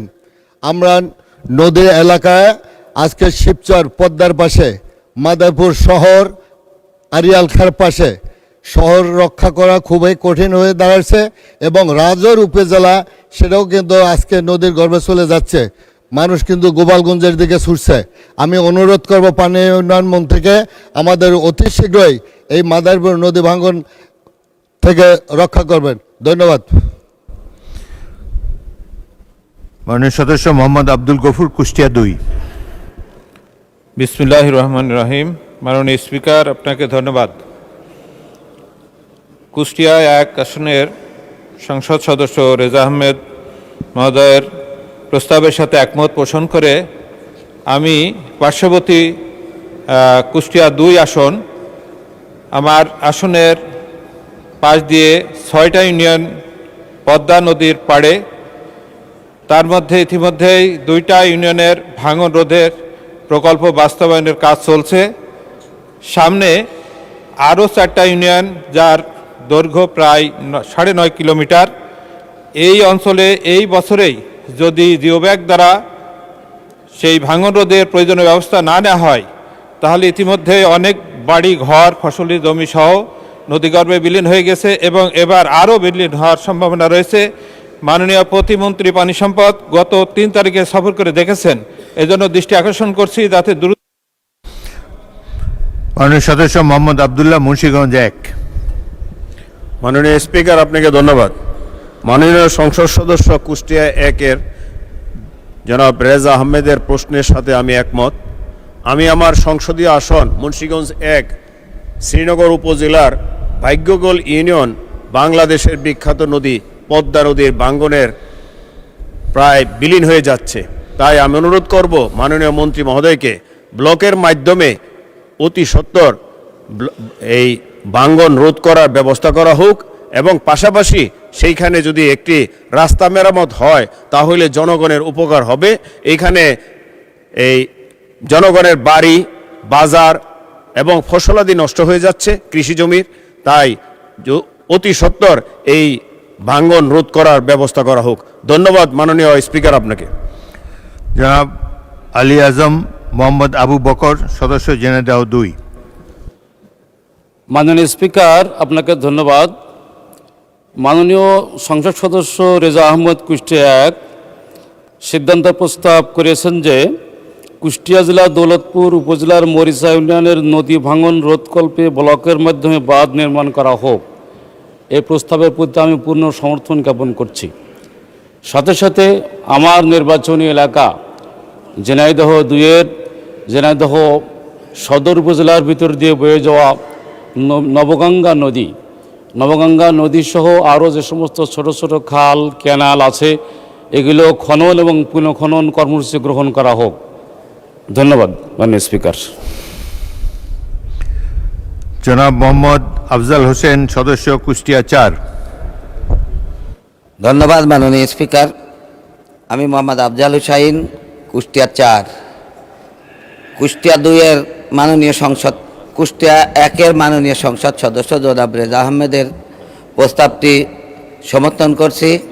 সেই সাথে কুষ্টিয়া 4-এর সকল নদী ভাঙল এলাকার সাথে সংযুক্ত করার জন্য অনুরোধ জানাচ্ছি। মাননীয় স্পিকার, আমার নির্বাচনী এলাকা খুকসা এবং কুমারখালীর 22টা ইউনিয়নের মধ্যে 14টা ইউনিয়ন নদীর তীরবর্তী এবং এর অধিকাংশ ইউনিয়নই নদী ভাঙনের কবলে নিপতিত। এজন্য আমার এই সকল ইউনিয়নগুলো নদী ভাঙন থেকে রক্ষা করার জন্য স্থায়ী বাঁধ নির্মাণ করে আমার এলাকার অধিকাংশ জনগণকে নদী ভাঙনের হাত থেকে রক্ষা করার জন্য আপনার মাধ্যমে মাননীয় মন্ত্রীর প্রতি বিনীত নিবেদন জানাচ্ছি। আপনাকে ধন্যবাদ মাননীয় স্পিকার। মাননীয় সদস্য মোহাম্মদ ফখরুল ইসলাম, নোয়াখালী 5। ধন্যবাদ মাননীয় স্পিকার। মাননীয় সংসদ সদস্য জনাব রেজা আহমেদ কুষ্টিয়া 1-এর সাথে মূল প্রস্তাবের সাথে আমি একমত পোষণ করে সমর্থন করে সংশোধনী প্রস্তাব মূল প্রস্তাবের পরে নোয়াখালী জেলার কোম্পানিগঞ্জ উপজেলার মুসাফুর রেগুলেটর নির্মাণ সহ ছোটপেনি ও বামনী নদী অববাহিকায় সমন্বিত বন্যা ও নদী ব্যবস্থাপনা এবং নিষ্কাশন ব্যবস্থা শব্দগুলি সংযোজন করা হোক। এই প্রশ্নে মাননীয় স্পিকার, গত বছরের 24-এর বন্যায় আমার এলাকায় মানচিত্র পাল্টে যাচ্ছে। 24-এর বন্যায় মুসাফুর রেগুলেটরে তলিয়ে যাওয়া হাজার হাজার বাড়িঘর ভেসে যায়। এ কারণে আমি মূল প্রস্তাবকে সমর্থন করে আমার এলাকাকে সংযোজন করার জন্য আমি সমর্থন করছি এবং প্রস্তাব করছি এইভাবে পাশ হোক। মাননীয় স্পিকার, আপনাকে ধন্যবাদ। আসসালামু আলাইকুম। মাননীয় সদস্য মোহাম্মদ আব্দুল আলিম, বাগেরহাট 4। মাননীয় স্পিকার, আপনাকে ধন্যবাদ। আমি কুষ্টিয়া 1-এর মাননীয় সংসদ সদস্য জনাব রেজা আহমেদ কর্তৃক উত্থাপিত সিদ্ধান্ত প্রস্তাবের অকুণ্ঠ সমর্থন করছি এবং এই সিদ্ধান্ত প্রস্তাবে সংশোধনী প্রস্তাব দিতে চাই। সেটা হলো এই: ঘোপের বাজার এলাকাসহ মোরেলগঞ্জ ও শরণখোলা উপজেলার সকল নদী ভাঙন এলাকায় ব্লকের মাধ্যমে বাঁধ নির্মাণ করা হোক। মাননীয় স্পিকার, আপনার মাধ্যমে মহান সংসদে আমি এই প্রস্তাব উত্থাপন করলাম। আপনাকে ধন্যবাদ মাননীয় স্পিকার। মোহাম্মদ সেলিম রেজা, সদস্য সিরাজগঞ্জ 1। বিসমিল্লাহির রহমানির রহিম। মাননীয় স্পিকার, আপনাকে ধন্যবাদ। আমি রেজা আহমেদ মহোদয়, কুষ্টিয়া 1, তার প্রস্তাবের সাথে আমি একমত হয়ে আমি আমার সংশোধনী প্রস্তাব দিচ্ছি। আমার নির্বাচনী এলাকা 62 সিরাজগঞ্জ 1 কাজীপুর নদী ভাঙ্গন এলাকা। এখানে টেকানি ইউনিয়ন নামে একটা ইউনিয়ন আছে, যে বাঁধটি এই যমুনা নদীতে ধ্বংস হয়ে যাবে এবং এই ইউনিয়নটার অস্তিত্ব থাকবে না। আমি মাননীয় মন্ত্রী মহোদয়ের কাছে অনুরোধ করব যে অন্ততপক্ষে ব্লকের মাধ্যমে যদি বাঁধটা সংস্কার করা যায়, এটা সময় সাপেক্ষ ব্যাপার, অন্ততপক্ষে জিও ব্যাগের মাধ্যমে আমাদের এই বাঁধটা অতি তাড়াতাড়ি সংস্কার করা দরকার। তাহলে ওই ইউনিয়নটা, টেকানি ইউনিয়নটা রক্ষা পাবে। মাননীয় স্পিকার, আপনাকে ধন্যবাদ। মাননীয় সদস্য মোহাম্মদ আব্দুল আজিজ, নাটোর 4।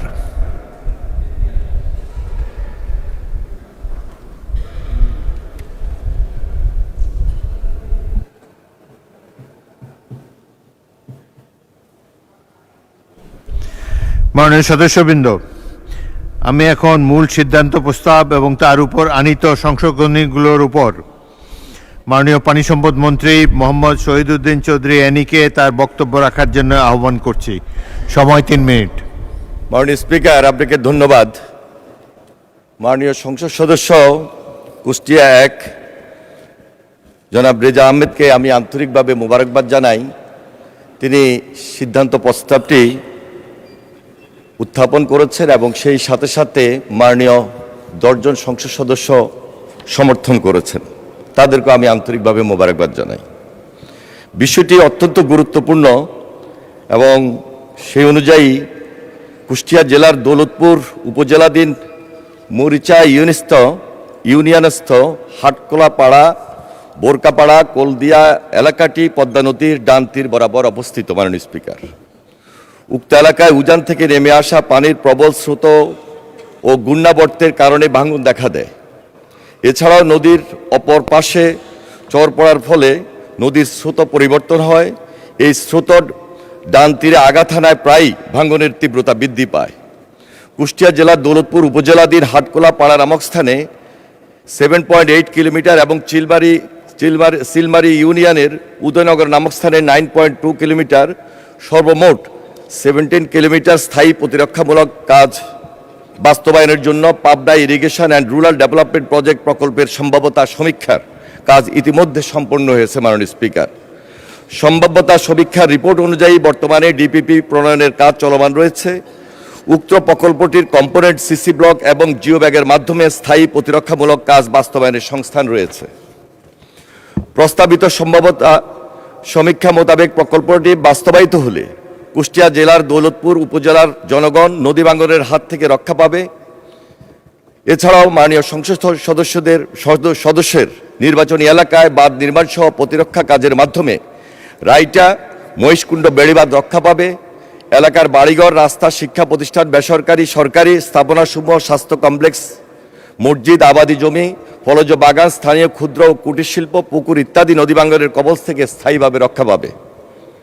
নদী ভাঙনের হুমকি হতে আন্তর্জাতিক বিদ্যুৎ লাইন রক্ষা পাবে। স্থায়ী প্রতিরক্ষা কাজের মাধ্যমে বন্যার প্রকোপ হ্রাস করা সম্ভবপর হবে এই মর্মে আশা করছি। মাননীয় স্পিকার, নদী ভাঙন রোধকল্পে 2025-26 অর্থ বছরে মরিচা ইউনিয়নের হাটকোলা পাড়া নামক স্থানে 448 মিটার এবং সিলমারি ইউনিয়নের উদয়নগর নামক স্থানে 441 মিটার সর্বমোট 889 মিটার জিও ব্যাগ ও জিও টিউবের মাধ্যমে আপৎকালীন কাজ বাস্তবায়ন করা হয়েছে। এছাড়াও 2025-26 অর্থ বছরে মরিচা ইউনিয়নে মহিষকুণ্ড বন্যা নিয়ন্ত্রণ বাঁধ রক্ষার্থে পরিচালন ব্যয় খাতের আওতায় 200 মিটার অস্থায়ী তীর প্রতিরক্ষামূলক কাজ বাস্তবায়ন করা হয়েছে।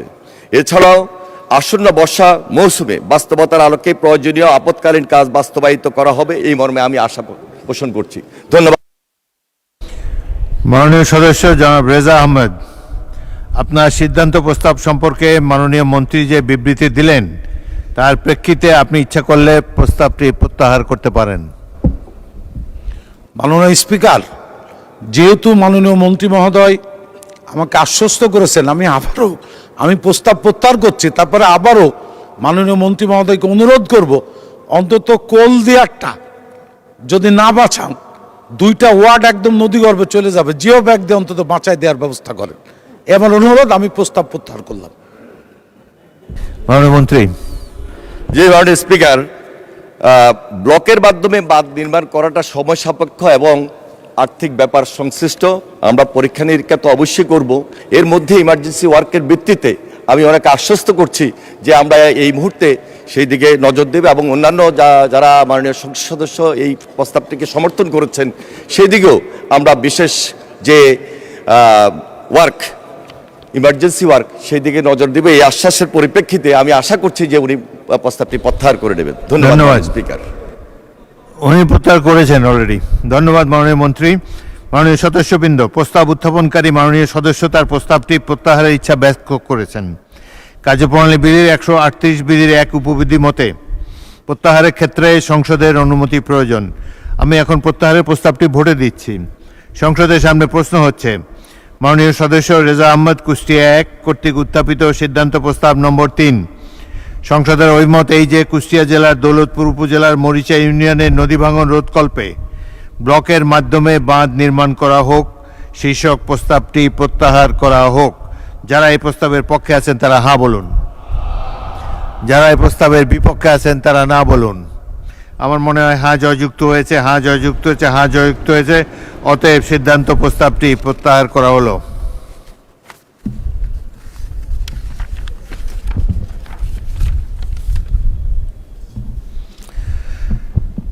মাননীয় সদস্যবৃন্দ, আমি এখন মাননীয় সদস্য আক্তার হোসেন রংপুর 4কে তার সিদ্ধান্ত প্রস্তাবের পক্ষে বক্তব্য রাখার জন্য আহ্বান জানাচ্ছি। 3 মিনিট। মাননীয় স্পিকার, আপনাকে ধন্যবাদ। আমরা উত্তরাঞ্চলের যারা বাসিন্দারা আছি, আমরা নানা দিক দিয়ে ভোগান্তির মধ্যে আছি, বৈষম্যের শিকার হয়ে আছি। গোটা বাংলাদেশের মধ্যে উত্তরাঞ্চল নানা দিক দিয়ে পিছিয়ে আছে। আমরা যারা গোটা রংপুর বিভাগের বাসিন্দারা আছি এবং বগুড়ার যারা আছেন, তারা যদি ঢাকার সঙ্গে যোগাযোগটা করতে চান রেলপথে, তাহলে তাদেরকে অতিরিক্ত প্রায় 120 কিলোমিটার এবং 4 ঘন্টা অতিরিক্ত সময় তাদেরকে রেলের মধ্যে থাকতে হয়।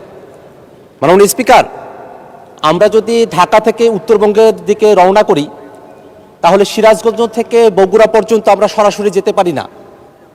আমাদেরকে বগুড়াও যদি যেতে হয়, তাহলে নওগাঁ, নাটোর, পাবনা 3 জেলা ঘুরে এসে তারপরে আমাদেরকে বগুড়ায় যেতে হয়।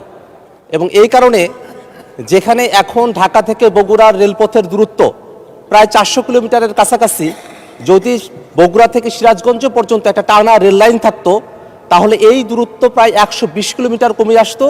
এই দূরত্ব হয়ে দাঁড়াতো তখন 280 কিলোমিটারের কাছাকাছি। এটা আমরা যারা রংপুরের বাসিন্দা আছি তাদের জন্য একই রকমের সত্য। আমাদের ঢাকা থেকে রংপুরের এই রেলপথের দূরত্ব 550 কিলোমিটারের মতো। যদি বগুড়া থেকে সিরাজগঞ্জ পর্যন্ত টানা রেলপথটা নির্মাণ করা হয়, 70 থেকে 80 কিলোমিটারের মতো হবে। তাহলে আমাদের রেলপথের দূরত্ব প্রায় 120 কিলোমিটারের মতো কমে আসবে। আমাদের মাননীয় প্রধানমন্ত্রী এখানে আছেন, তিনি বগুড়ার সন্তান। তিনি সেদিন বগুড়ায় গিয়ে বগুড়া থেকে সিরাজগঞ্জ পর্যন্ত এই টানা যে রেল লাইন আছে সেটা নির্মাণের কথা তিনি বলে এসেছেন।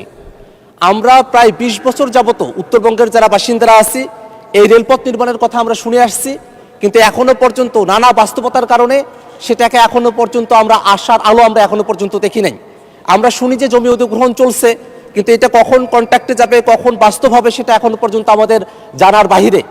যদি উত্তরাঞ্চলের যারা বাসিন্দারা আমরা আছি, রংপুর, গাইবান্ধা, লালমনিরহাট, কুড়িগ্রাম, এই জেলাগুলো, পাশাপাশি দিনাজপুর, ঠাকুরগাঁও, পঞ্চগড়, নীলফামারী, জয়পুরহাট, বগুড়া, পুরো যে অঞ্চলটা আছে উত্তরাঞ্চল, এই উত্তরাঞ্চলের কোটি কোটি মানুষেরা, লাখো লাখো মানুষ যাদেরকে ঢাকা আসা যাওয়া করতে হয়, তারা যদি এই রেলপথ নির্মাণটা করা হয় বগুড়া থেকে সিরাজগঞ্জ পর্যন্ত, তাহলে তারা অনেক ভোগান্তি থেকে তারা রেহাই পাবে। এবং আমাদের উত্তরাঞ্চলের যে কৃষি পণ্যগুলো আছে সেগুলো আমরা খুব সহজে ঢাকা পর্যন্ত আমরা আনা নেওয়া করতে পারবো। এবং এই যে অতিরিক্ত 120 কিলোমিটার চলতে হয়, তার কারণে কিন্তু অতিরিক্ত জ্বালানিও খরচ হয়, অতিরিক্ত ভাড়াও আমাদেরকে দিতে হয়। আমাদের ভাড়া কমে আসতো, দূরত্ব কমে আসতো, আমাদের সময় কমে আসতো। এই কারণে আমি মাননীয় মন্ত্রীর কাছে আহ্বান রাখবো, আমার যে উপজেলা 2টি আছে, কাউনী এবং পীরগাছা, এখানে 2টি রেল স্টেশন রয়েছে, সেগুলোকে আধুনিকায়ন করে বগুড়া থেকে সিরাজগঞ্জ পর্যন্ত সরাসরি রেলপথ নির্মাণ করা হোক। মাননীয় সদস্যবৃন্দ, এই সিদ্ধান্ত প্রস্তাবের উপর 10 জন মাননীয় সদস্য সংশোধনী দিয়েছেন। আমি এখন তাদেরকে নিজ নিজ সংশোধনী উত্থাপন এবং সংশোধনীর উপরে 1 মিনিট বক্তব্য রাখার জন্য আহ্বান জানাচ্ছি।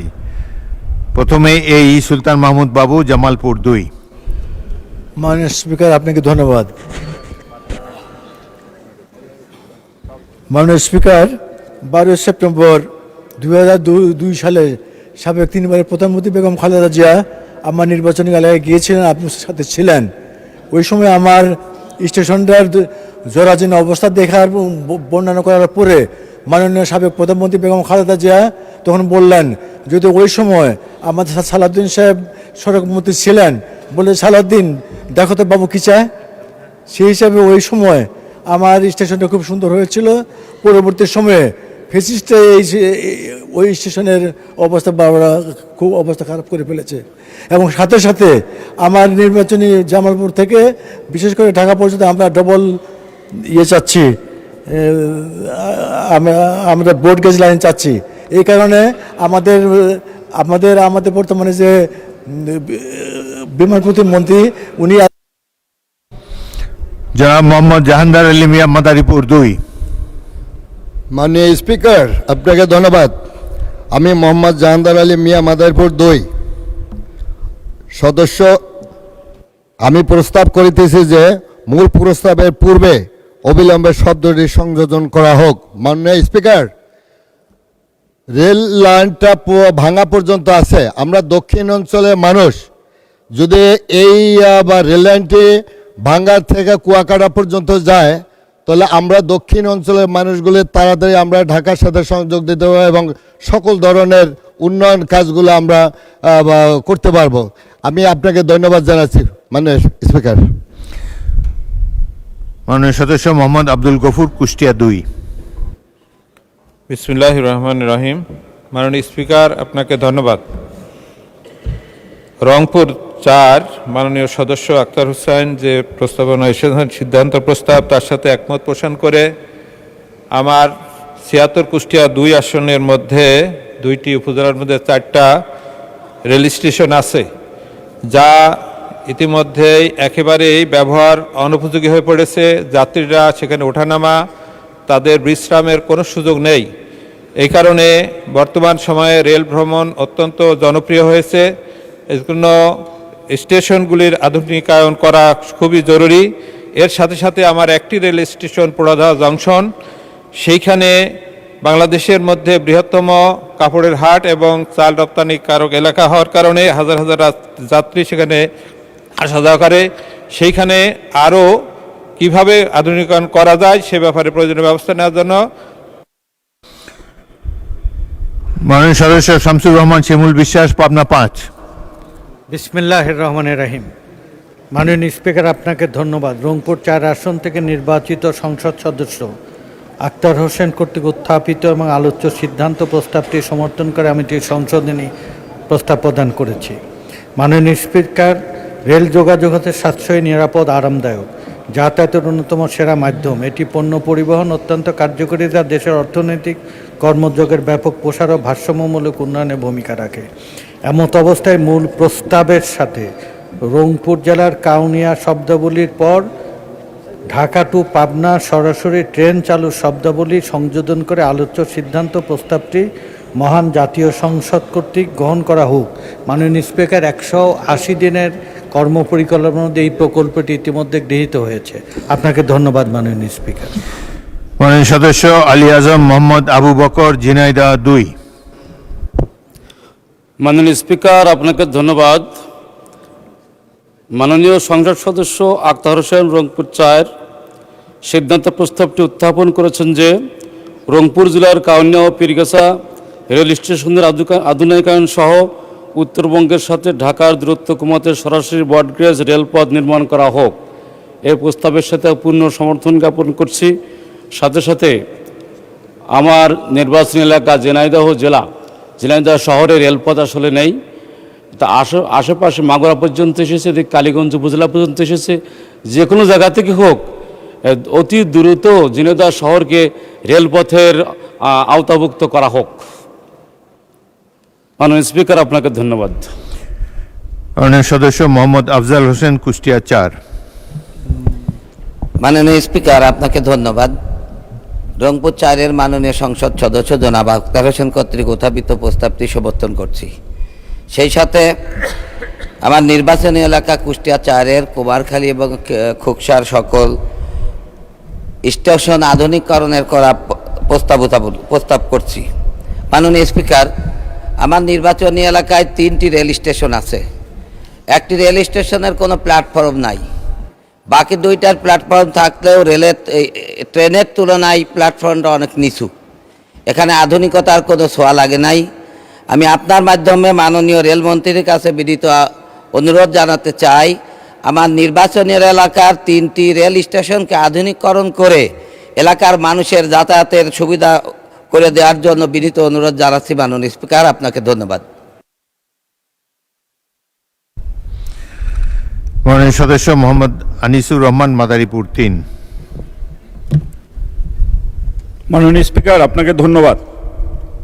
আক্তার হোসেন রংপুর 4 তার প্রস্তাবনার সাথে একমত পোষণ করছি। পাশাপাশি আমার নির্বাচন এলাকা মাদারীপুর 3, মাদারীপুর সদর কালকিনি হয়ে বরিশাল শহর পর্যন্ত আমরা ফরিদপুরের ভাঙা যে রেল সংযোগটি আছেন সেই রেল সংযোগ থেকে বরিশাল শহর পর্যন্ত রেল সংযোগ স্থাপনের জন্য অনুরোধ করছি, কারণ আমাদের এই এলাকার কৃষি পণ্য, বিশেষ করে ফল এবং সবজি পণ্য পরিবহনের ক্ষেত্রে অনেক ক্ষেত্রে পরিবহনের যে মূল্য আসে তার সাথে যখন পদ্মা সেতুর টোল যোগ জনাব মোহাম্মদ সেলিম রেজা, সিরাজগঞ্জ 1। বিসমিল্লাহির রহমানির রহিম। মাননীয় স্পিকার, আপনাকে ধন্যবাদ। আমি রংপুর 4 আসনের মাননীয় সংসদ সদস্য যে প্রস্তাব দিয়েছে সেই প্রস্তাবের সাথে আমি একমত। সেই প্রস্তাবের সাথে আমি সংযোজন করিতেছি, মূল সংযোজনের পূর্বে অবিলম্বে শব্দটি যোগ করা হোক। আমি মাননীয় প্রধানমন্ত্রীকে ধন্যবাদ জানাই, উনি বগুড়া টু সিরাজগঞ্জ রেল লাইনের ব্যাপারে সিদ্ধান্ত দিয়ে এসেছে। আমি আমার এলাকা সিরাজগঞ্জের বাজার স্টেশনটি অত্যন্ত অরক্ষিত। একটা ট্রেন সকালে আসে, এই এই স্টেশনটি সুরক্ষার জন্য আমি মাননীয় মন্ত্রীর দৃষ্টি আকর্ষণ করছি। আপনাকে ধন্যবাদ। মাননীয় সদস্য মোহাম্মদ আব্দুল মান্নান, ব্রাহ্মণবাড়িয়া 5। মাননীয় স্পিকার, আপনাকে ধন্যবাদ। আমি রংপুর 4 আসন থেকে নির্বাচিত মাননীয় সংসদ সদস্য জনাব আক্তার হোসেনের প্রস্তাবের সাথে সিদ্ধান্ত প্রস্তাবের সাথে আমি একমত। মাননীয় স্পিকার, আমার ব্রাহ্মণবাড়িয়া প্রাণের দাবি, ব্রাহ্মণবাড়িয়াবাসীর প্রাণের দাবি ব্রাহ্মণবাড়িয়া টু ঢাকা একটি স্পেশাল কমিউনিটি ট্রেনের। ব্রাহ্মণবাড়িয়া থেকে প্রচুর মানুষ প্রতিদিন ঢাকা আসা যাওয়া করে। যদি একটি স্পেশাল কমিউনিটি ট্রেন দেওয়া হয় তাহলে ব্রাহ্মণবাড়িয়ার লোকজন সকালে ঢাকা এসে ঢাকা অফিস করে আবার ব্রাহ্মণবাড়িয়া চলে যেতে পারবে। কাজেই ঢাকা একদিক থেকে সুবিধা হইল যে ঢাকাতে মানুষের চাপ কমবে এবং প্রতিদিন অফিস করে ব্রাহ্মণবাড়িয়াতে চলে যেতে পারবে। মাননীয় স্পিকার, আপনাকে ধন্যবাদ। মাননীয় সদস্য মোহাম্মদ আশরাফুদ্দিন, নরসিংদী 5। মাননীয় স্পিকার, আপনাকে ধন্যবাদ। মাননীয় স্পিকার, জনাব আক্তার হোসেন মাননীয় সংসদ সদস্য উনি যে প্রশ্নটি রেখেছেন সেটা হলো রংপুর জেলার কাউনিয়া ও পীরগাছা রেল স্টেশনের আধুনিকরণ এবং উত্তরবঙ্গের সাথে ঢাকা দূরত্ব কমাতে সরাসরি ব্রডগেজ রেলপথ নির্মাণ করা হোক। আমি ওনার প্রথম অংশটার সাথে একমত আছি যে হ্যাঁ, আধুনিকায়নের জন্য ব্রডগেজ দরকার আছে, কিন্তু উত্তরবঙ্গের সাথে দূরত্ব কমাতে কিন্তু ব্রডগেজ লাইন করলে দূরত্ব কমে না, দূরত্ব একই থেকে যায়। যাই হোক, আমার সংশোধনী হলো যে আমরা চাচ্ছি যে মিটার গেজ লাইন থেকে ব্রডগেজ লাইন রূপান্তর শুধু রেলপথ উন্নয়ন নয়, এটি একটি জাতীয় অর্থনীতি, বাণিজ্য, শিল্প ও জনজীবনের জন্য একটি যুগান্তকারী পদক্ষেপ। আমি মনে করি বাংলাদেশে অনেক জায়গায় ব্রডগেজ নেটওয়ার্ক হয়েছে এবং ধাপে ধাপে অনেক জায়গা হবে। সেই সাথে ঢাকা থেকে যদি বৈরব পর্যন্ত আমরা ব্রডগেজ লাইন করি তাতে করে আমরা অনেক বেনিফিটেড হব এবং বাংলাদেশের প্রত্যন্ত এলাকা থেকে সবাই সেই সুযোগটা বহন করতে পারবে। আসসালামু আলাইকুম। মাননীয় সদস্যবৃন্দ, আমি এখন মূল সিদ্ধান্ত প্রস্তাব এবং তার উপর আনিত সংশোধনী সম্পর্কে মাননীয় রেলপথ মন্ত্রী শেখ রবিউল আলমকে বক্তব্য রাখার জন্য আহ্বান জানাচ্ছি। সময় 3 মিনিট। মাননীয় স্পিকার, আপনাকে ধন্যবাদ। মাননীয় সংসদ সদস্য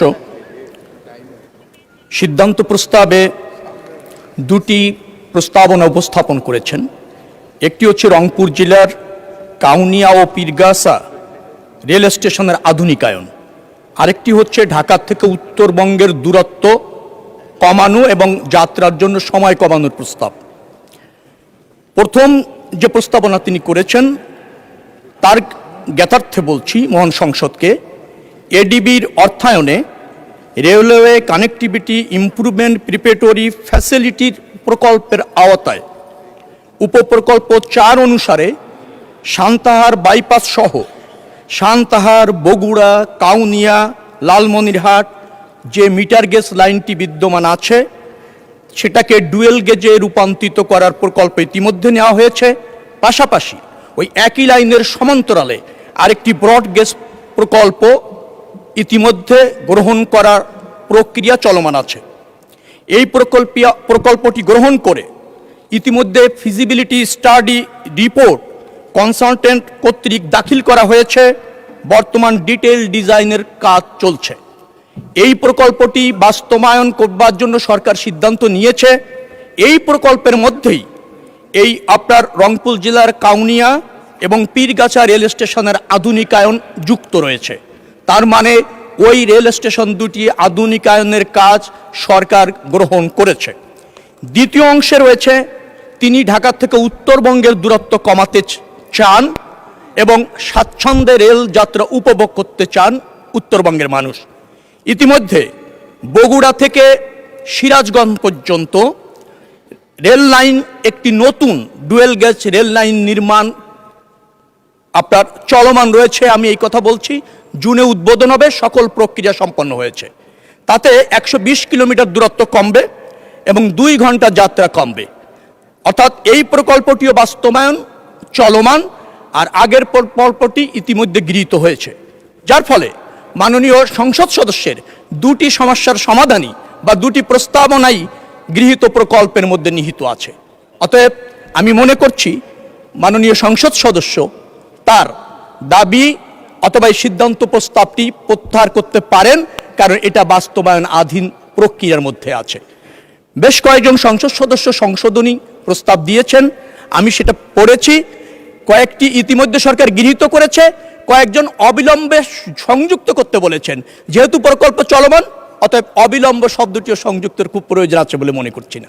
ধন্যবাদ মাননীয় স্পিকার। মাননীয় সদস্য আক্তার হোসেন, আপনার সিদ্ধান্ত প্রস্তাব সম্পর্কে মাননীয় মন্ত্রী যে বিবৃতি দিলেন তার প্রেক্ষিতে আপনি ইচ্ছা করলে প্রস্তাবটি প্রত্যাহার করতে পারেন। মাননীয় স্পিকার, আপনাকে ধন্যবাদ। আমি যে প্রস্তাবটি উত্থাপন করেছি ঢাকা থেকে উত্তরবঙ্গের রেলপথের দ্রুত কমিয়ে নিয়ে আসার জন্য বগুড়া থেকে সিরাজগঞ্জে সেখানে একটা রেলপথ নির্মাণ করা, সেটা শুধু আমার একার দাবি না, এটা গোটা উত্তরাঞ্চলের দাবি। এবং এই দাবিটা শুধুমাত্র রেলমন্ত্রীর কাছেও না, এই দাবিটা আমাদের মাননীয় প্রধানমন্ত্রীর কাছে এবং আমাদের মাননীয় মহাসচিবের কাছেও এই দাবিটা আমাদের। অর্থাৎ তারাই উত্তরাঞ্চলের সন্তান। আমরা উত্তরাঞ্চলের মানুষেরা অনেক দিন ধরেই ভোগান্তির মধ্যে আছি। সেই 2006 সাল থেকে আমাদের এলাকার মানুষেরা শোনে, 20 বছর পার হয়ে গেছে যে এটা বাস্তবায়ন হবে, কিন্তু এটা জমি অধিগ্রহণের কথা বলা হয়, কিন্তু এটা এখনো পর্যন্ত বাস্তবায়ন হয় না। আমি মাননীয় মন্ত্রীর কথায় আশ্বস্ত হতে চাই এবং মাননীয় প্রধানমন্ত্রী সম্প্রতি বগুড়া সফর করেছেন, সেখানেও তিনি বলে এসেছেন। অর্থাৎ শুধু মাননীয় মন্ত্রী না, মাননীয় প্রধানমন্ত্রীর কথার প্রেক্ষিতেও আমি আশ্বস্ত থাকতে চাই যে বগুড়া থেকে সিরাজগঞ্জ এই সরকারের আমলে এই রেলপথটা নির্মাণ করা হবে এবং উত্তরাঞ্চলের মানুষরা তাদের দীর্ঘদিনের যে ভোগান্তি আছে সেই ভোগান্তি থেকে তারা মুক্তি পাবে। মাননীয় স্পিকার, পাশাপাশি আর একটা অংশ একটু বলতে হয়, যেহেতু আমি প্রস্তাব প্রত্যাহারই করব, আমার রংপুর জেলার কাউনি এবং পীরগাছার যে স্টেশনগুলো অনেক আগের, অনেক ধরনের ত্রুটি বিচ্যুতির মধ্যে আমরা আছি। আমি চাইবো যে প্রকল্পের কথা তিনি বলেছেন মাননীয় মন্ত্রী, অতি দ্রুত কাউনি এবং পীরগাছা এই দুইটা স্টেশনের আধুনিকায়ন করা হবে, বাংলাদেশের রেল যাত্রাকে সহজ করা হবে। এই কথা বলে মাননীয় প্রধানমন্ত্রী, মহাসচিব সাহেব আমাদের আছেন এবং আমাদের মন্ত্রী সরকারের উপরে আস্থা রেখে আমার যে বগুড়া থেকে সিরাজগঞ্জ রেল লাইনের যে প্রস্তাব, আজকের মতো করে সেটা আমি উত্থাপন থেকে আমি বিরত থাকছি। ধন্যবাদ মাননীয় সদস্য। মাননীয় সদস্যবৃন্দ, প্রস্তাব উত্থাপনকারী মাননীয় সদস্য তার প্রস্তাবটি প্রত্যাহারের ইচ্ছা ব্যক্ত করেছেন।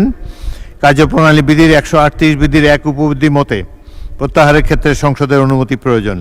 আমি প্রত্যাহারের প্রস্তাবটি ভোটে দিচ্ছি। সংসদের সামনে প্রশ্ন হচ্ছে, মাননীয় সদস্য আক্তার হোসেন রংপুর 4 কর্তৃক উত্থাপিত সিদ্ধান্ত প্রস্তাব নম্বর 4 সংসদের অভিমত এই যে রংপুর জেলার কাউনিয়া ও পীরগাছা রেল স্টেশনে আধুনিকায়ন সহ উত্তরবঙ্গের সাথে ঢাকার দূরত্ব কমাতে প্রয়োজনীয় সরাসরি ব্রডগেজ রেলপথ নির্মাণ করা হোক, শীর্ষক প্রস্তাবটি প্রত্যাহার করা হোক। যারা এই প্রস্তাবের পক্ষে আছেন তারা হ্যাঁ বলুন, যারা এই প্রস্তাবের বিপক্ষে আছেন তারা না বলুন। আমার মনে হয় হ্যাঁ জয়যুক্ত হয়েছে, হ্যাঁ জয়যুক্ত হয়েছে। অতএব সিদ্ধান্ত প্রস্তাবটি প্রত্যাহিত হলো।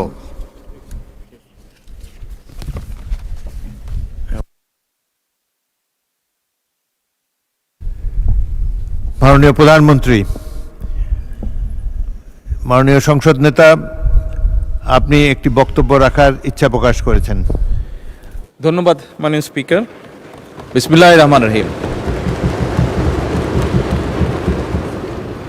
মাননীয় সকল সংসদ সদস্যবৃন্দ, গতকাল বিরোধী দলীয় নেতা একটি প্রস্তাব উপস্থাপন করেছিলেন দেশের চলমান পরিস্থিতি নিয়ে। আমরা সকলেই আলোচনা করে একমত হয়েছিলাম, বা একটি বিষয়ে আমরা সকলেই উপনীত হয়েছিলাম মাননীয় স্পিকার, যে এটি একটি বৈশ্বিক প্রবলেম। সারা বিশ্বেই এই সমস্যার তাপ ছড়িয়ে পড়েছে। মাননীয় বিরোধী দলীয় নেতা ওনার বক্তব্যে বাংলাদেশের এটি যে কনসার্ন সেটি এক্সপ্রেস করেছিলেন উনি, এবং ওনারা প্রস্তাব দিয়েছিলেন ওনাদের পক্ষ থেকে যে ওনাদের কাছে কিছু পরামর্শ আছে। সরকারি দল এবং বিরোধী দল আমরা একসাথে সেই বিষয়গুলি নিয়ে কাজ করতে পারি। মাননীয় স্পিকার, আমি আমার বক্তব্যে বলেছিলাম বাংলাদেশ জাতীয়তাবাদী দল সকল সময় দেশের স্বার্থে, দেশের মানুষের স্বার্থে যে কোনো আলোচনা যে কারোর সাথে করতে প্রস্তুত রয়েছে। তারই প্রেক্ষাপটে মাননীয় স্পিকার, আমরা সিদ্ধান্ত গ্রহণ করেছি যে আমরা আমাদের পক্ষ থেকে 5 সদস্যের একটি কমিটি গঠন করছি। আমি আপনার মাধ্যমে বিরোধী দলীয় নেতা এবং বিরোধী দলকে অনুরোধ করব, ওনারাও যদি 5 জনের নাম দেন তাহলে এই 10 জন ব্যক্তি বসে এই বিষয়গুলোর উপর আলোচনা করতে পারে।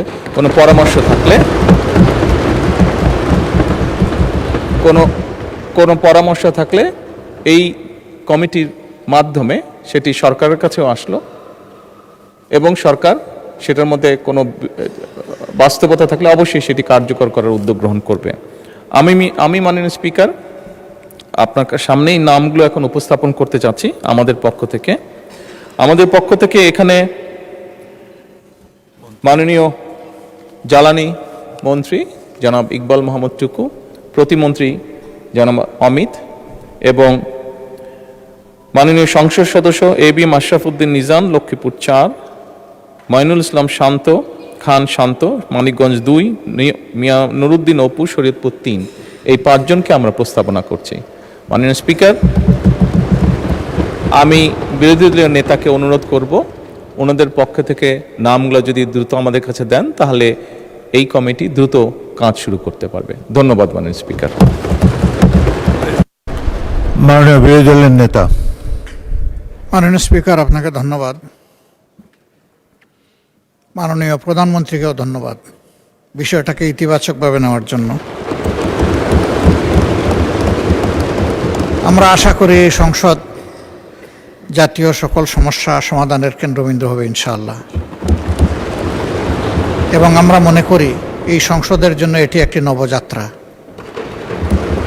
এটাকে আমি সাধুবাদ জানাই এবং আমরা শীঘ্রই ইনশাআল্লাহ নামগুলা পেশ করব। ধন্যবাদ সবাইকে। মাননীয় সংসদ নেতা, কমিটির একজন সভাপতি প্রয়োজন। মাননীয় স্পিকার, স্বাভাবিকভাবেই যাতে গৃহীত সুপারিশগুলো বাস্তবতার আলো দেখতে পারে সেজন্য আমরা প্রস্তাব করছি যে মাননীয় মন্ত্রী, জ্বালানি মন্ত্রী ইকবাল মোহাম্মদ টুকু, ওনাকে এই কমিটির সভাপতি করা হোক। ধন্যবাদ। ধন্যবাদ মাননীয় সংসদ নেতা। আশা করি অতি অল্প সময়ের মধ্যে মাননীয় বিরোধী দলের নেতা তার 5 জন সদস্যের নাম দেবেন, কারণ এই সংসদ এই মাসের শেষেই বিরতি দেবে। আপনাদের এই বক্তব্যের ফলে জনগণের মনে অনেক আশার সঞ্চার হয়েছে। সরকার এবং বিরোধী দল এইভাবে যদি সহযোগিতার মাধ্যমে অগ্রসর হয় দেশের যে কোনো সমস্যার সমাধান করা সম্ভব। আপনাদেরকে ধন্যবাদ। মাননীয় সদস্যবৃন্দ, দিনের কার্যসূচি অনুযায়ী এখন আমি মাননীয় অর্থমন্ত্রী জনাব আমির খসরু মাহমুদ চৌধুরীকে সরকারি অর্থ ব্যবস্থাপনা বাজেট ব্যবস্থাপনা আইন 2009-এর 15(4) ধারা অনুযায়ী 2025-26 অর্থবছরের দ্বিতীয় প্রান্তিকের বাজেট বাস্তবায়ন অগ্রগতি প্রতিবেদন উত্থাপনের জন্য আহ্বান জানাচ্ছি। ধন্যবাদ মাননীয় স্পিকার। আমি আমির খসরু মাহমুদ চৌধুরী, অর্থমন্ত্রী, সরকারি অর্থ ও বাজেট ব্যবস্থাপনা আইন 2009-এর 15(4) ধারা অনুযায়ী 2025-26 অর্থ বৎসরের দ্বিতীয় প্রান্তিকের বাজেট বাস্তবায়নের অগ্রগতি প্রতিবেদনটি আপনার মাধ্যমে এই মহান সংসদে উপস্থাপন করছি। মাননীয় স্পিকার, প্রতিবেদনটি পঠিত বলে গণ্য করার জন্য আপনাকে বিনীতভাবে অনুরোধ করছি। এটা একটা দীর্ঘ প্রতিবেদন। মাননীয় স্পিকার, প্রতিবেদনটি পঠিত বলে গণ্য করা হোক এবং প্রতিবেদনটি সংসদে উপস্থাপিত হলো।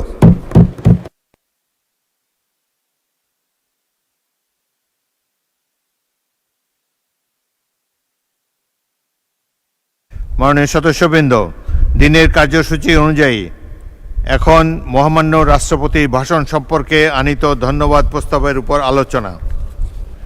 প্রথমেই আমি আহ্বান জানাবো মোহাম্মদ হাফিজ ইব্রাহিম, ভোলা 2, সময় আপনার 5 মিনিট। মাননীয় স্পিকার, 5 মিনিটে তো বক্তব্য শেষ হবে না, আপনার ক্ষমতা বলে আপনার বাড়িয়ে দিতে হবে। মাননীয় স্পিকার, বিসমিল্লাহির রহমানির রহিম। মাননীয় স্পিকার, আজ এই সম্মানিত সংসদে দাঁড়িয়ে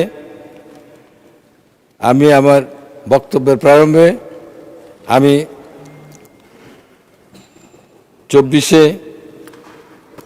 5ই আগস্টের শহীদদের কথা স্মরণ করছি এবং আরও স্মরণ করছি এই দেশের স্বাধীনতা সংগ্রামে যারা আত্মত্যাগ করেছেন তাদের সকলকে। মাননীয় স্পিকার, আমাকে এই সুযোগ দেওয়ার জন্য আমি আপনার প্রতি ধন্যবাদ জানাচ্ছি।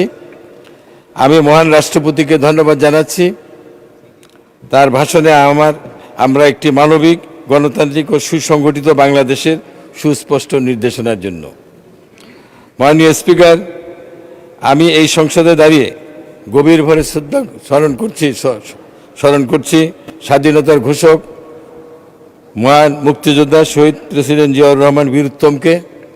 আমি গভীরভাবে শ্রদ্ধার সাথে স্মরণ করছি দেশনেত্রী বেগম খালেদা জিয়াকে, গণতন্ত্রের আপসহীন নেত্রী, যিনি শত প্রতিকূলতার মাঝেও জনগণের অধিকারের পক্ষে দৃঢ় অবস্থান নিয়েছেন।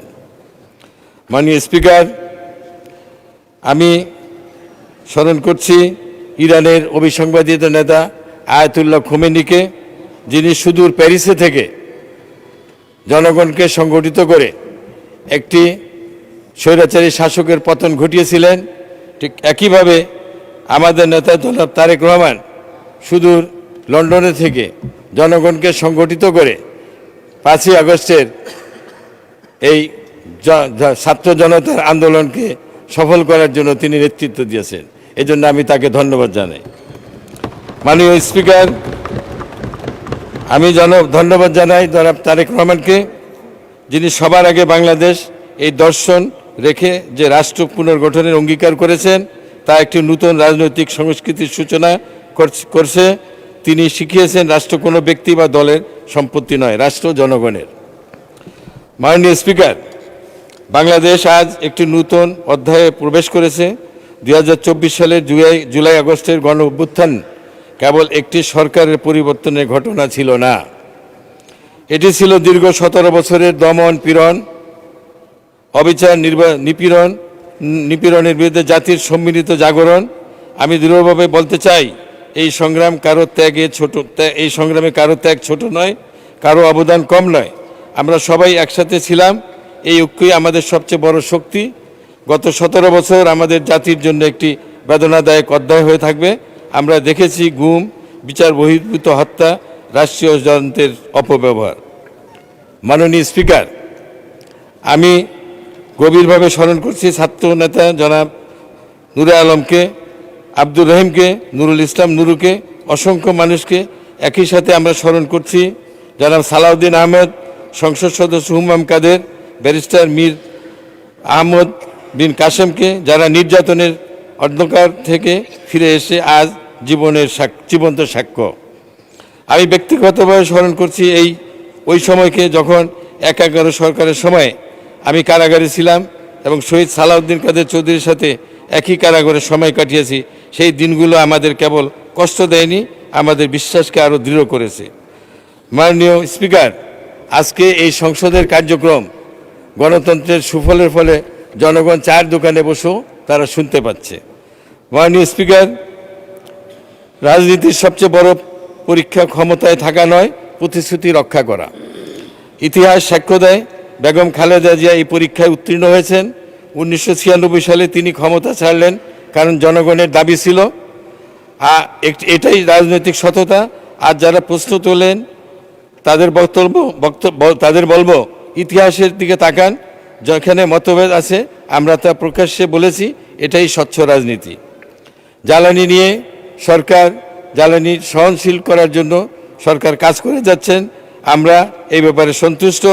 মাননীয় স্পিকার, আমি ভোলা 2-এর কিছু কথা এখন তুলে ধরতে চাই। ভোলা 2-এর রাস্তাঘাট, ব্রিজ কালভার্টের গত 17 বছরে নির্মাণ না করাতে অত্যন্ত করুণ অবস্থা। আমাদের প্রধানমন্ত্রী ভোলা বরিশাল সংযোগ ব্রিজের কথা তিনি অনুমোদন করেছেন। তিনি একইভাবে ভোলাতে একটি মেডিকেল কলেজ মাননীয় সদস্য 2 মিনিটের মধ্যে আপনার বক্তব্য শেষ করুন। উনি অনুমোদন দিয়েছেন। কাজে আমি আশা করব এই মেডিকেল কলেজটি ভোলার মধ্যবর্তী স্থান অর্থাৎ ভোলা 2 এবং 3-এর মাঝামাঝি স্থানে হোক, যাতে করে ভোলার অধিক সংখ্যক জনগণ উপকৃত হয়। আমি এই মেডিকেল কলেজের জন্য জায়গাও সংস্থান করতে আমি রাজি আছি। মাননীয় স্পিকার, আমার এলাকা গ্যাসে পরিপূর্ণ। আজকে দেশের গ্যাসের সংকট সমাধানের জন্য আমি প্রস্তাব রাখব একটি এলএনজি বোরহানুদ্দিন একটি এলএনজি টার্মিনাল নির্মাণ করা হোক, যাতে করে জাতীয় গ্যাস সংকট অনেকানে কমবে, শিল্পায়ন ত্বরান্বিত হবে, বিদ্যুৎ উৎপাদন ইতিবাচক হবে। মাননীয় স্পিকার, আমার এলাকার কিছু ইউনিয়ন নদীর মধ্যে আছে, যেখানে প্রতিনিয়ত ডাকাত এসে জনগণের জানমালের হানি করে এবং নৌকায় করে তারা তাদের গরু মহিষ তারা নিয়ে যায়। আমি স্বরাষ্ট্রমন্ত্রীর কাছে অনুরোধ করব যাতে ওই চরে ওইখানে যেন পুলিশ তদন্ত কেন্দ্র যাতে স্থাপন করা হয়, যাতে জনগণ উপকৃত হয় এবং কৃষকরা যাতে নির্বিঘ্নে চাষাবাদ করতে পারেন। মাননীয় স্পিকার, আমি একজন মুক্তিযোদ্ধা হিসাবে বলছি, 1971 সালে আমি যখন চট্টগ্রাম সিটি কলেজের ছাত্র, রেডিওতে শহীদ জিয়াউর রহমানের কণ্ঠে স্বাধীনতার ঘোষণা শুনেই আমি মুক্তিযুদ্ধে ঝাঁপিয়ে পড়েছিলাম। আমি সেই প্রজন্মের প্রতিনিধি যারা এই দেশের জন্য জীবন বাজি রেখেছিল। মাননীয় স্পিকার, আমাকে বক্তব্য রাখার আপনি সুযোগ দেওয়াতে আমি আপনাকে ধন্যবাদ জানাই। আল্লাহ হাফেজ। ধন্যবাদ মাননীয় সদস্য। এখন আমি জ্বালানি খনিজ সম্পদ মন্ত্রী জনাব ইকবাল হাসান মাহমুদকে, মাননীয় প্রতিমন্ত্রী জনাব অমিতকে 300 বিধিতে বক্তব্য রাখার জন্য আহ্বান জানাচ্ছি।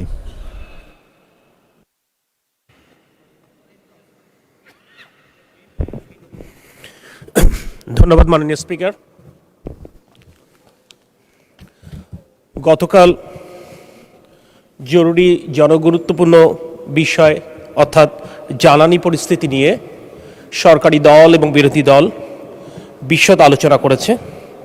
এই আলোচনার সবচাইতে বড় যে অর্জন, এই আলোচনার যে টোন সেট হয়েছে অর্থাৎ ঐক্যবদ্ধভাবে দেশ পরিচালনার, এবং যার ধারাবাহিকতায় মাননীয় প্রধানমন্ত্রী এই সমস্যা সমাধানে যে 10 সদস্য বিশিষ্ট একটি কমিটি গঠনের প্রস্তাব দিয়েছেন, আমি মনে করি এটি জাতির জন্য নতুন পথের দিশা হয়ে থাকবে। তাই প্রথমেই আমি মাননীয় প্রধানমন্ত্রী, মাননীয় বিরোধী দলীয় নেতা সকলকে সংশ্লিষ্ট এই সমস্যা সমাধানে আন্তরিক উদ্যোগ নেবার জন্য ব্যক্তিগতভাবে এবং আমাদের মন্ত্রণালয় অর্থাৎ বিদ্যুৎ, জ্বালানি এবং খনিজ সম্পদ মন্ত্রণালয়ের পক্ষ থেকে ধন্যবাদ জানাচ্ছি। একটি কথা স্পষ্ট করে বলতে চাই, গতকাল মাননীয় মন্ত্রী আমাদের মন্ত্রণালয়ের কিংবা আমার উচ্চারিত প্রতিটি বাক্য, শব্দ এবং অঙ্কের পেছনে যুক্তি ছিল, তথ্য ছিল, উপাত্ত ছিল এবং দায়িত্বশীলতা ছিল। যদিও বিগত ফ্যাসিবাদ বিরোধী আন্দোলনে বিভিন্ন কর্মকাণ্ডের কারণে সরকারের প্রতি জনগণের আস্থা কমে যাবার কারণে সরকারের তরফ থেকে কোনো বক্তব্য আসলে স্বাভাবিকভাবে সেখানে আস্থা অর্জন করতে দেশবাসীর কিছুটা হলে সময় লাগবে। কিন্তু মাননীয় মন্ত্রী গতকাল স্পষ্ট করেছেন, আমরা আমাদের শপথের মর্যাদা যেমন রাখতে চাই, ঠিক তেমনি এই পবিত্র মহান সংসদের মর্যাদাও আমরা অক্ষুণ্ণ রাখতে চাই। সে কারণে প্রতিটি কথার মধ্যে স্বচ্ছতা রয়েছে। বাংলাদেশের ইতিহাসে যে ঘটনাটি কখনো ঘটেনি তেমন একটি নজির আজকের সংসদ নেতা তথা মাননীয় প্রধানমন্ত্রী রাখতে চলেছেন। অর্থাৎ বর্তমানের নিরবিচ্ছিন্ন বিদ্যুৎ সাপ্লাই নিশ্চিত করবার জন্য সরকার যে উদ্যোগ গ্রহণ করেছেন এ ব্যাপারে আমরা মাননীয় প্রধানমন্ত্রী তথা সংসদ নেতার পরামর্শে আমরা মাননীয় বিরোধী দলীয় নেতার সাথেও আলোচনা করেছি, তার পরামর্শ গ্রহণ করেছি। স্বীকার করতে কোনো দ্বিধা নেই, এই উত্তপ্ত গরমে গ্রীষ্মে আমাদের অনেককেই বিদ্যুৎ সমস্যায় নাজেহাল হতে হচ্ছে। যে কথাটি স্পষ্টভাবে উচ্চারিত হচ্ছে, এই সমস্যা একদিনের নয়। এই পুঞ্জীভূত সমস্যার দায় কোনোভাবেই বর্তমান নির্বাচিত সরকার কিংবা কারণ নয়, এটি বিগত ফ্যাসিস্ট সরকারের অব্যবস্থাপনার দায় আমাদের সকলকে নিতে হচ্ছে। আর তাই বর্তমানে উৎপাদন ক্ষমতা কাগজে কলমে অনেক বেশি থাকলেও বাস্তবতার সাথে সেটির গড় মিল রয়েছে। গতকাল বিদ্যুতের সর্বোচ্চ যে চাহিদা ছিল সেই চাহিদার প্রায় 16,000 মেগাওয়াট, তার বিপরীতে গতকাল আমরা বিদ্যুৎ উৎপাদন করতে সক্ষম হয়েছি 14,126.35 মেগাওয়াট।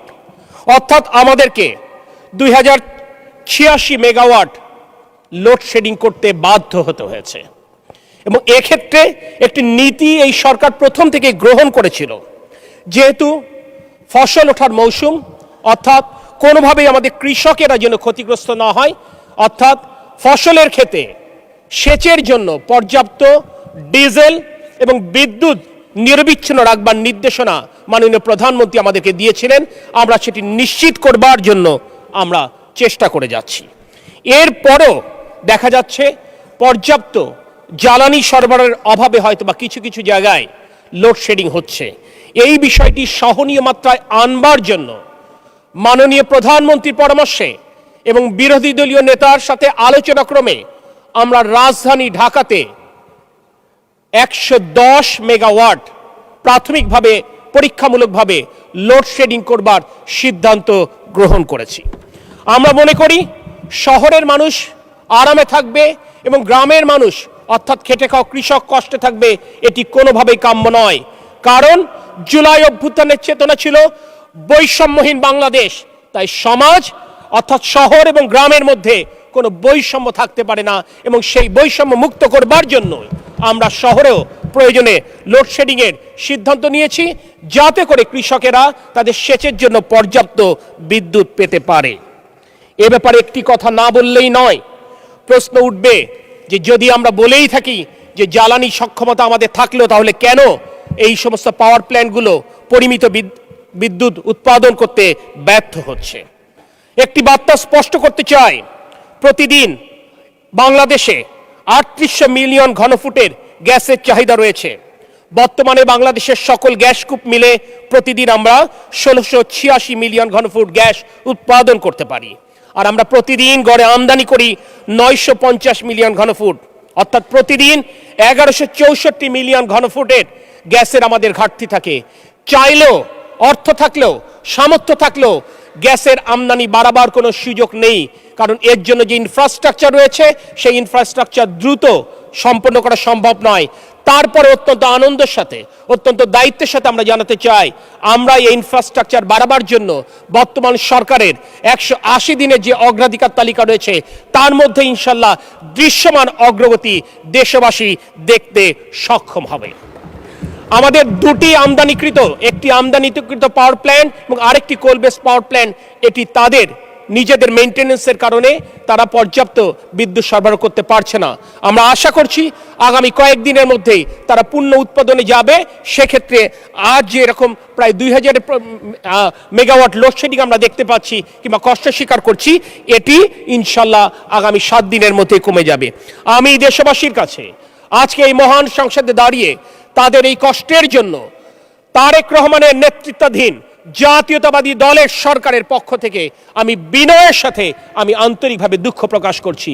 আমি শুধু আপনাদেরকে আশ্বস্ত করতে চাই, আমাদের সর্বোচ্চ প্রচেষ্টা রয়েছে জনগণের দুঃখ কষ্ট লাঘব করে নিরবিচ্ছিন্ন বিদ্যুৎ এবং জ্বালানি সরবরাহ অব্যাহত রাখা। মাননীয় স্পিকার, আপনাকে ধন্যবাদ। মাননীয় সদস্যবৃন্দ, সংসদের বৈঠক আসরের নামাজের জন্য 30 মিনিটের বিরতি দেওয়া হলো। আপনাদের সহযোগিতার জন্য ধন্যবাদ।